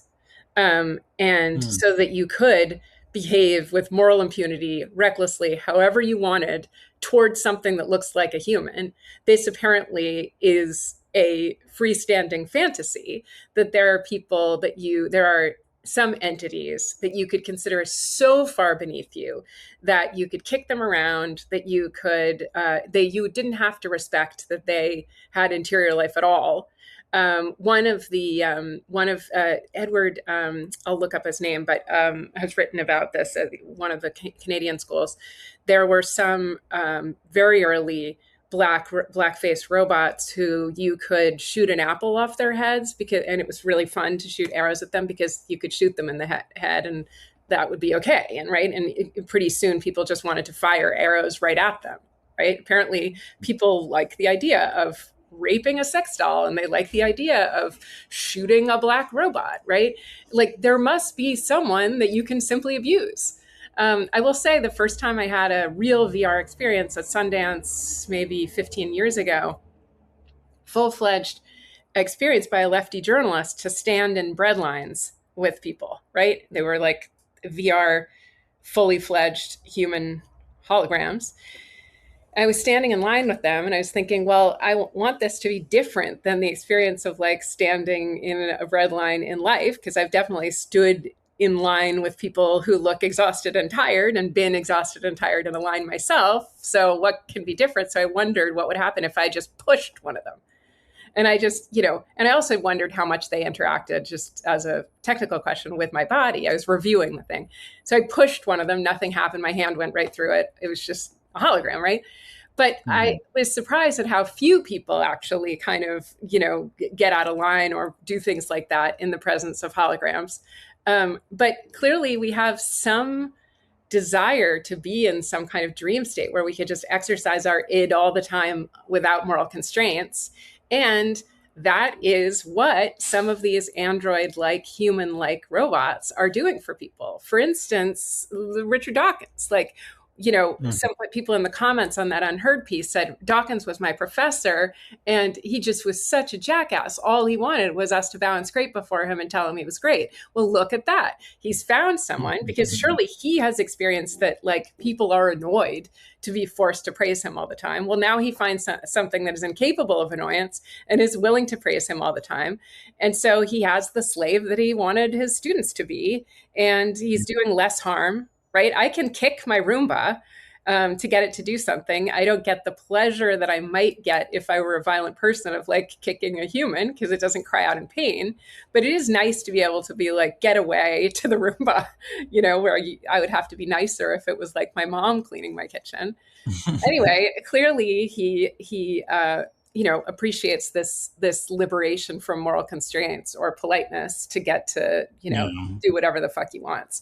But anyway, what I want to ask you is like, what do you think that there is a danger of anthropomorphizing things, not just because we fall in love with them, but because we act like our absolute worst selves?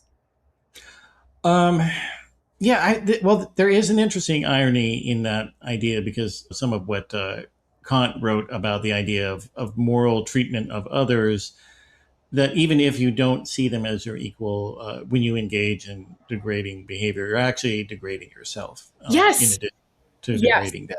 Yes. This is how I feel about animal rights. I've come to feel about animal welfare, which I had no interest in, but my son is very committed to. I went vegetarian and aspiringly vegan. Me too. You are too. Entirely on the grounds that I don't know what the consciousness of an animal is, what it feels like to be a bat. I don't know any of those things. But now that I know what a slaughterhouse is like, I think it degrades me to be cruel, to participate in cruelty to animals. And it's somewhat selfish, right? But I think that's... Yeah. So I would say, but so here's the weird irony is that I do think that more anthropomorphized robotic systems, or symbolic cognizance, as I call them, that a symbolic entity, if it looks humanized or it can respond in a humanistic manner, that it actually incentivizes you to treat it worse in some sense. Yeah.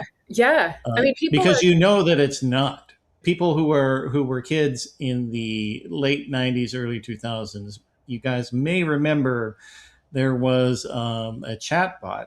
Well, like one of the first chatbots that was out there, it was called Smarter Child. And they put it out on AOL primarily, but also later moved to MSN. But it was basically like a thing that kids could play with to like get facts about stuff. It was like a very, very primitive ChatGPT. Okay. And but the thing was, like a lot of kids, and I've seen people talking about their experiences with it, and like they just love to like tell it to fuck off and yes, totally.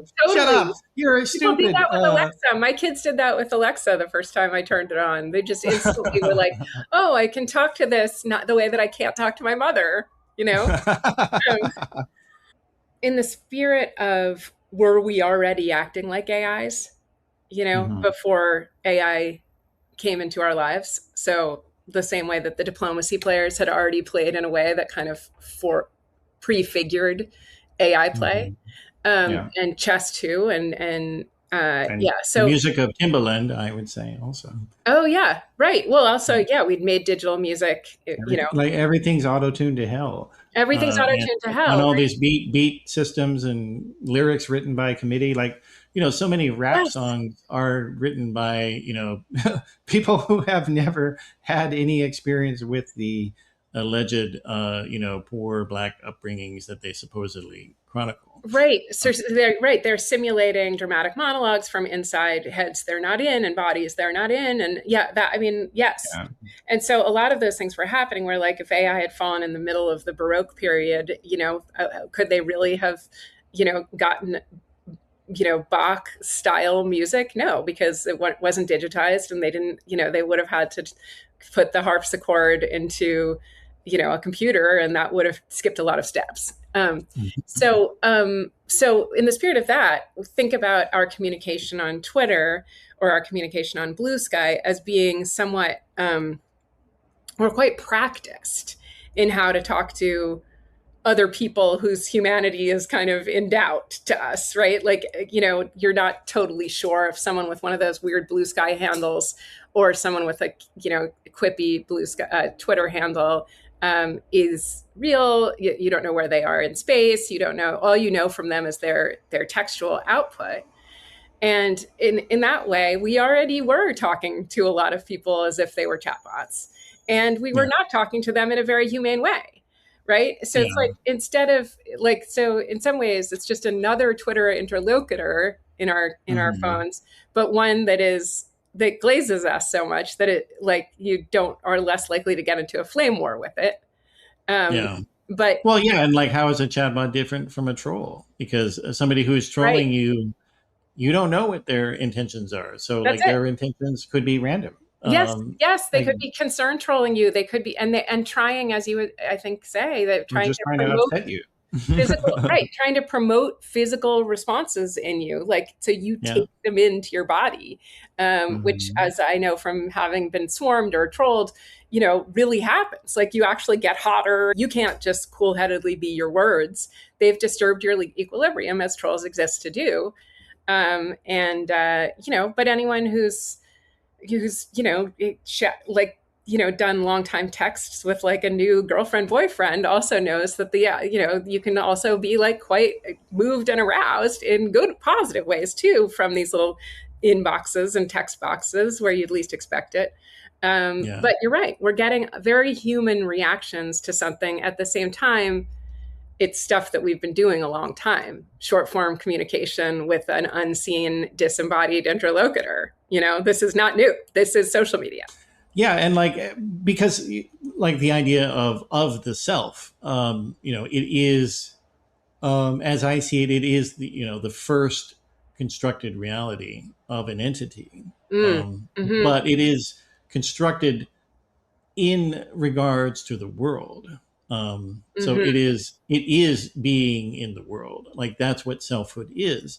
So you are not an entity that no man is an island, the old phrase. Well, that is an expression of selfhood, what selfhood is and how it's made. And within, post-structuralism, I think they went too far in saying that, the self is only socially constructed.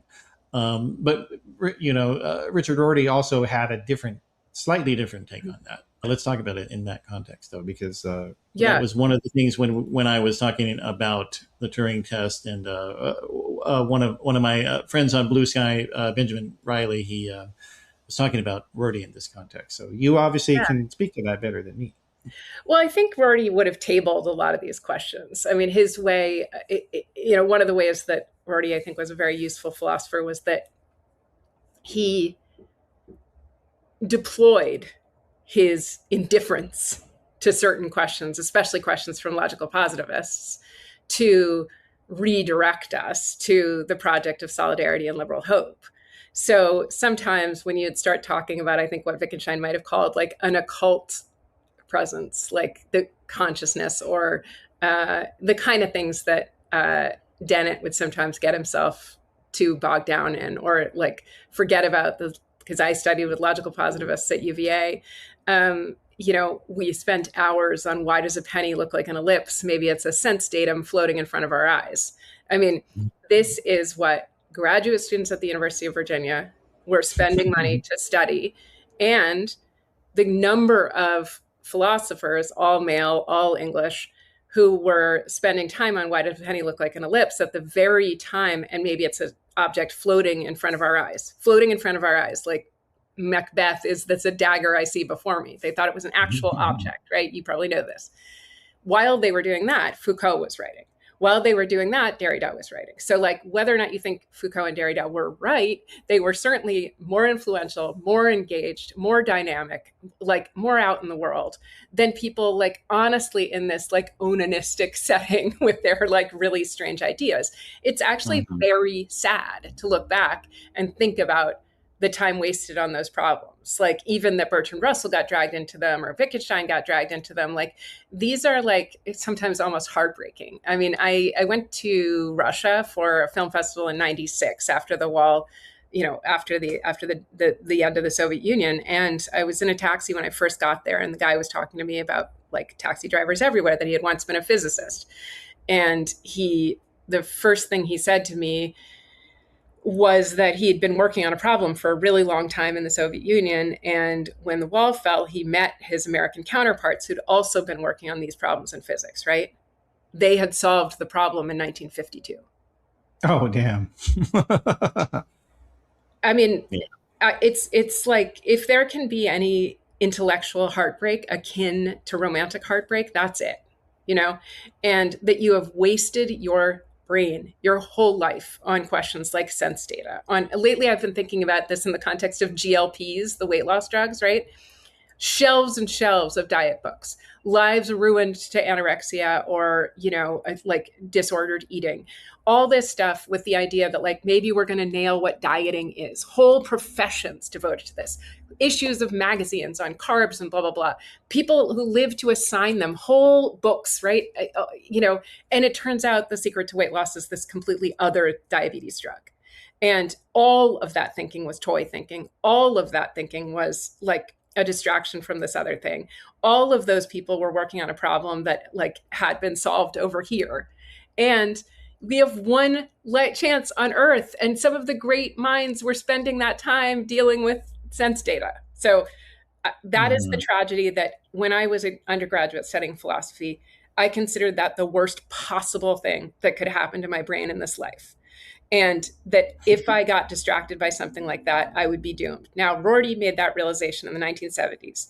He knew that people were trying to make a science of every single artifact of experience. They were trying to turn it into a science, and that it was getting increasingly ridiculous. And he was depressed. He was trying to bring truth and justice together in one breath, starting when he was 16, and he went as a young neurotic student, as he says, to the University of Chicago. He was trying very hard to say, can't the pursuit of truth be the same as the pursuit of a better world? And it suddenly occurred to him that this pursuit of truth, undertaken by people like Dennett, right, undertaken by people like the logical positivists, was actually immaterial to the quest for justice, was immaterial to the question later of, bringing down emissions in cars as to like alleviate the climate crisis, or getting beds for more female AIDS patients who at the time had been neglected. Those were the things that he thought, this pursuit of truth and sense data has nothing to do with helping people in the world. And it is an obligation of mine as a liberal humanist. It's an obligation of mine to reduce cruelty in the world, independent of what I think the world is made up of, right? Whether it's gonads or cells or whatever. And so I'm sorry to keep using this vulgarism, but when the people like Dennis and the Epstein circle start jerking off to questions of, like whatever, consciousness, even consciousness, I think Rorty often said, like, knock yourselves out, boys. But my final vocabulary is different in this, right? He was like, I'll be pursuing wild orchids or all the things like perfume or like, your dog after you, the things that give your life meaning. And it's not going to look like wasting my time reading A.J. Ayer.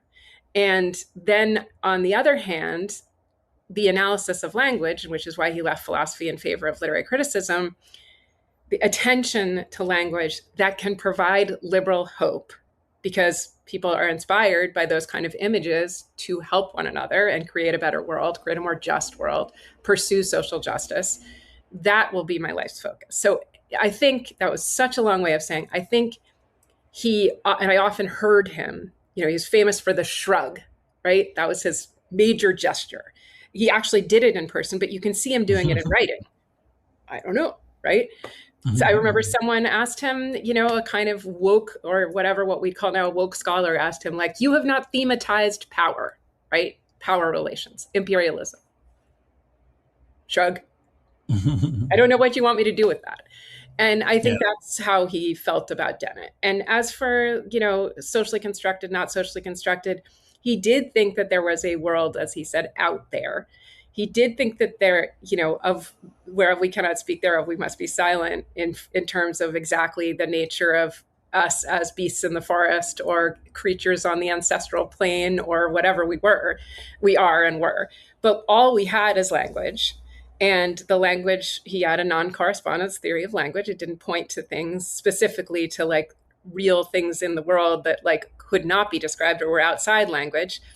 But he was maybe open to the idea that, I think he was open to the idea that there were things out there, but that he had stopped caring about the nature of things in themselves and started to be more interested in poetic uses of language.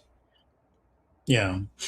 Well, and in a lot of ways that it makes sense, because, these are questions that ultimately are best settled by science. And like, that's the thing that I think a lot of analytic philosophy really never accepted, that you cannot derive a lot of these things from first principles. I don't know. I'm mystified about exactly, because Rorty thought images were very powerful, and still he would describe humans as language users over and over again. But he thought, the reason the war in Vietnam stops is because of images that come in newspaper. I think immediately blurring what an image is and what language is it's something that people in the humanities do all the time, but I'm not sure that, and then you get into, is music the same as an image? Does it work like language? We just talked about this, and forget about scent and all kinds of other experiences. So, and they don't take into account exactly the body, right? Like the perception of color and all that stuff. So I think that's one place I don't understand him. And I don't entirely understand what he does with math, right? Like, which seems pretty important. Like, mathematics offers a description of the world. I have Frank Wilczek's book of the about entropy, and like good books on science, it does not read like Richard Dawkins. It reads like a bunch of equations, and so I think that possibly the world out there is described best by numbers. Well, it's all we can do. Ultimately, that's the best we can do. The way I see it, everything, like I scale up my ontology from quantum observation. Yeah. So I have a completely monist ontology. Everything is one world. And quantum objects, they're not particles, they are fields, and they're excitation. So everything is a process, literally everything. You, me, the tables, light bulbs, the sun, whatever, they're all quantum processes that are aggregated. And so everything that exists is a system that does. There are no things that do. There are only processes that are. And once you accept that, then you eliminate the causation problem of, like, why do things have properties? How can things do? If everything just is, and then the order that exists is simply the result of constraints that each system places on the other. So what I call obligations. So Yeah. obligations are just simply the strictures that systems put upon each other. Yeah. And so if you think of it in that way, then you can have an ontology that is compatible with any possible physical theory Yep. of what may later come along in quantum physics or some other or chemistry, that there's a unity because there's only systems and the obligations that they generate. That's Mm-hmm. it. Mm-hmm. Everything is simplified when you do it that way, because then order is just simply the persistence of things, of systems, that Mm-hmm. non that system that objects that resist, that don't comply with surrounding obligations, they don't persist. Mm-hmm.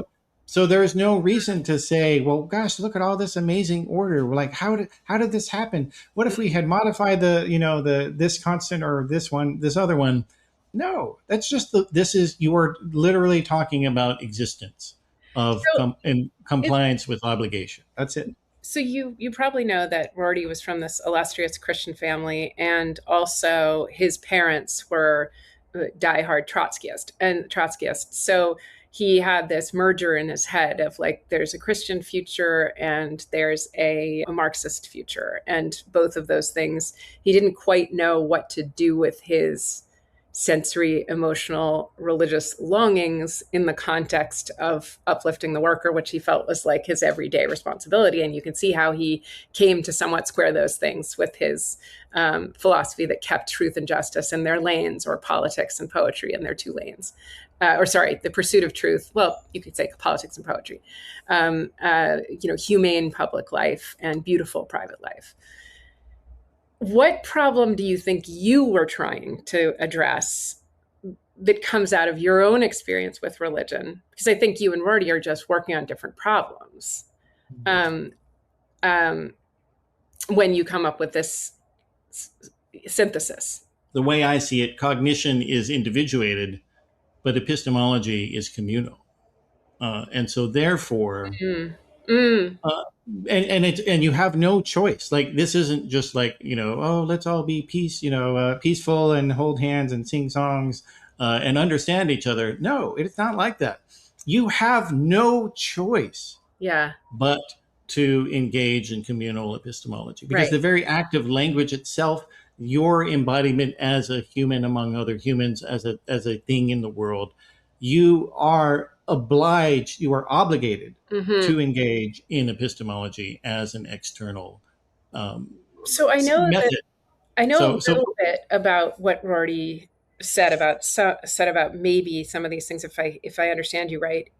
He imagined that the individual organism did not want to simply be reiterating type. He has this idea of a strong poet that he gets from Harold Bloom that might not be useful, but might be. That individual organisms both are driven to stand out, to create new poetry. He's a little bit obsessed with literary fame as something everybody must want, but that they want to make their impression on the world, leave an impression, and an impression that's different from the other organisms of their type. So this is sort of stand out, but also wants to fit in. So there's a weird, where you have no choice, but these communal obligations. Well, how does that explain our kinks, our perversions, our love of our dog, the poetry we write, the oddities of our lives? Like, conformity is possibly safer, but it could be also that to persist, to keep our own brains and hearts beating, we also need to stand out, to aim to get more resources than other people. And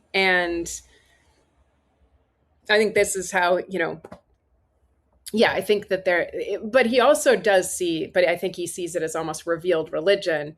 He says, we simply have a desire to reduce cruelty in the world. It's irreducible, right? And he says, and that's what makes us liberals. So there are people who, think peace and prosperity is more important. Those people might be Republicans.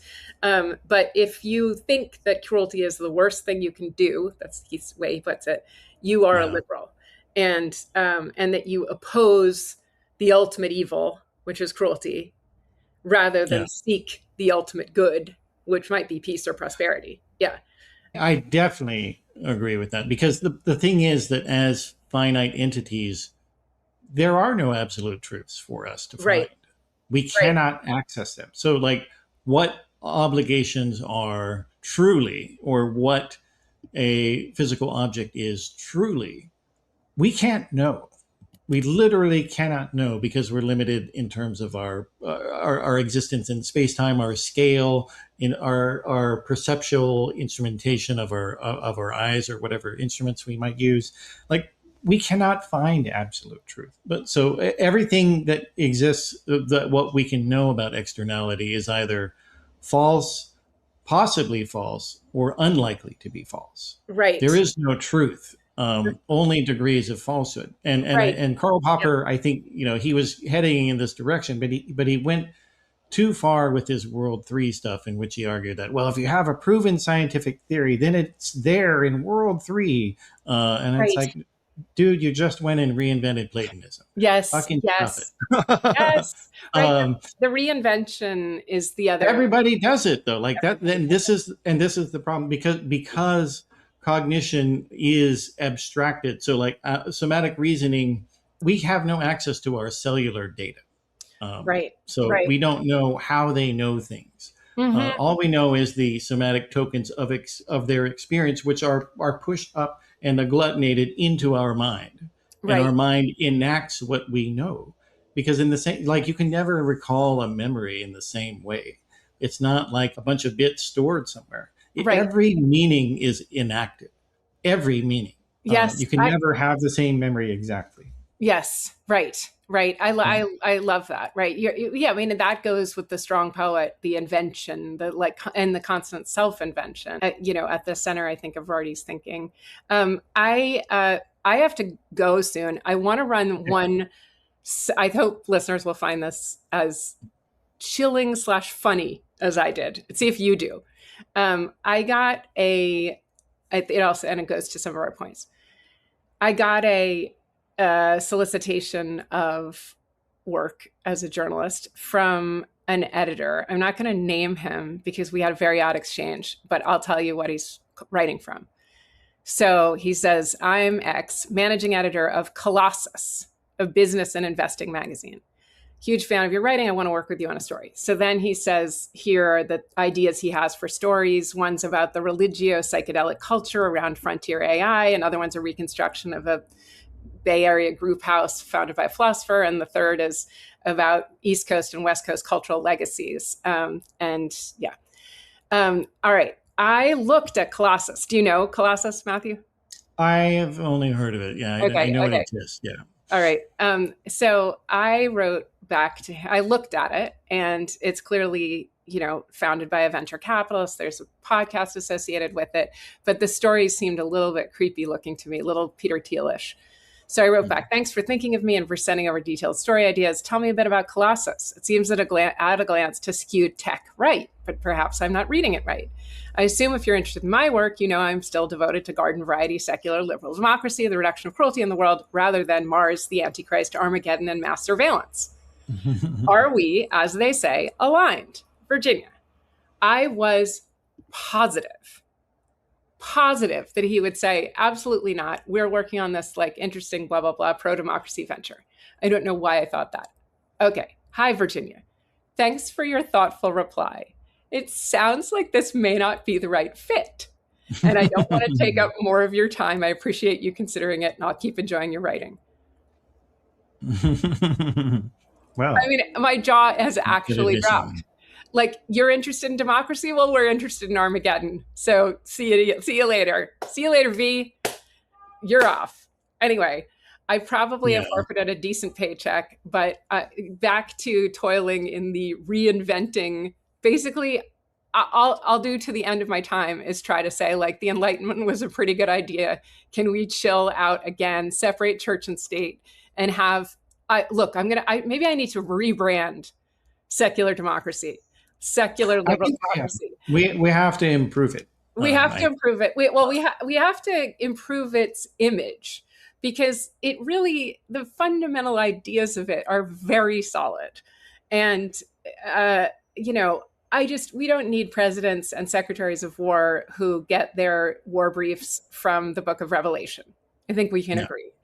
Yeah. So but we need a liberalism that it celebrates the body and doesn't try to abstract it away. And that is the weakness of American liberalism, and it has been since the end of World War II. Like, they saw the somatic power of Hitler and Stalin, and they said, "Oh my gosh, we can't do that. We can't do that. This is scary." Maybe we abandoned it. But, I don't see Enlightenment thinkers like Rousseau completely neglecting the body. And there was plenty of room in our founding documents for the body. And certainly humanism, I don't think there is any kind of humanism without the body. I don't think this is something that like Locke and Rousseau and, opposed. I don't think that this is what like the Enlightenment intended for us.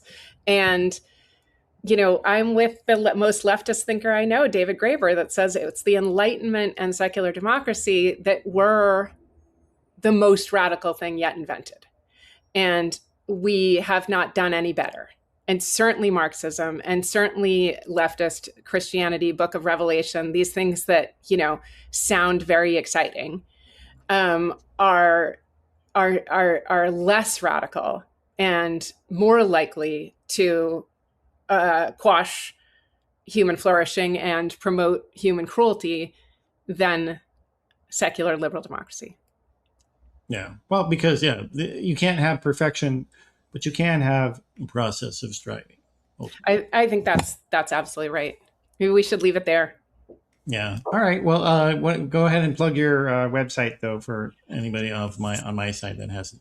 Okay, so my Substack is called Magic and Loss after my book, which came out 10 years ago. I've been speaking on the 10th year anniversary of Magic and Loss, the Internet as Art. That's my book.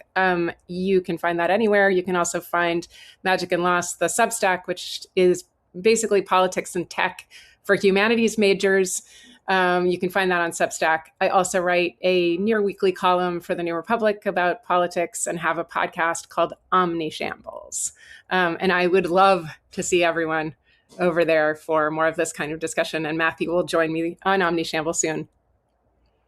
Sounds good. And for people, you're gonna cross post this over on your site. So for the listeners over there at Magic and Loss, come and visit us over at flux.community. Yes, we are all friends, Substack friends for sure. Yep. All right. Sounds good. This was fun. It's so much fun. Thank you. Thank you, Matthew.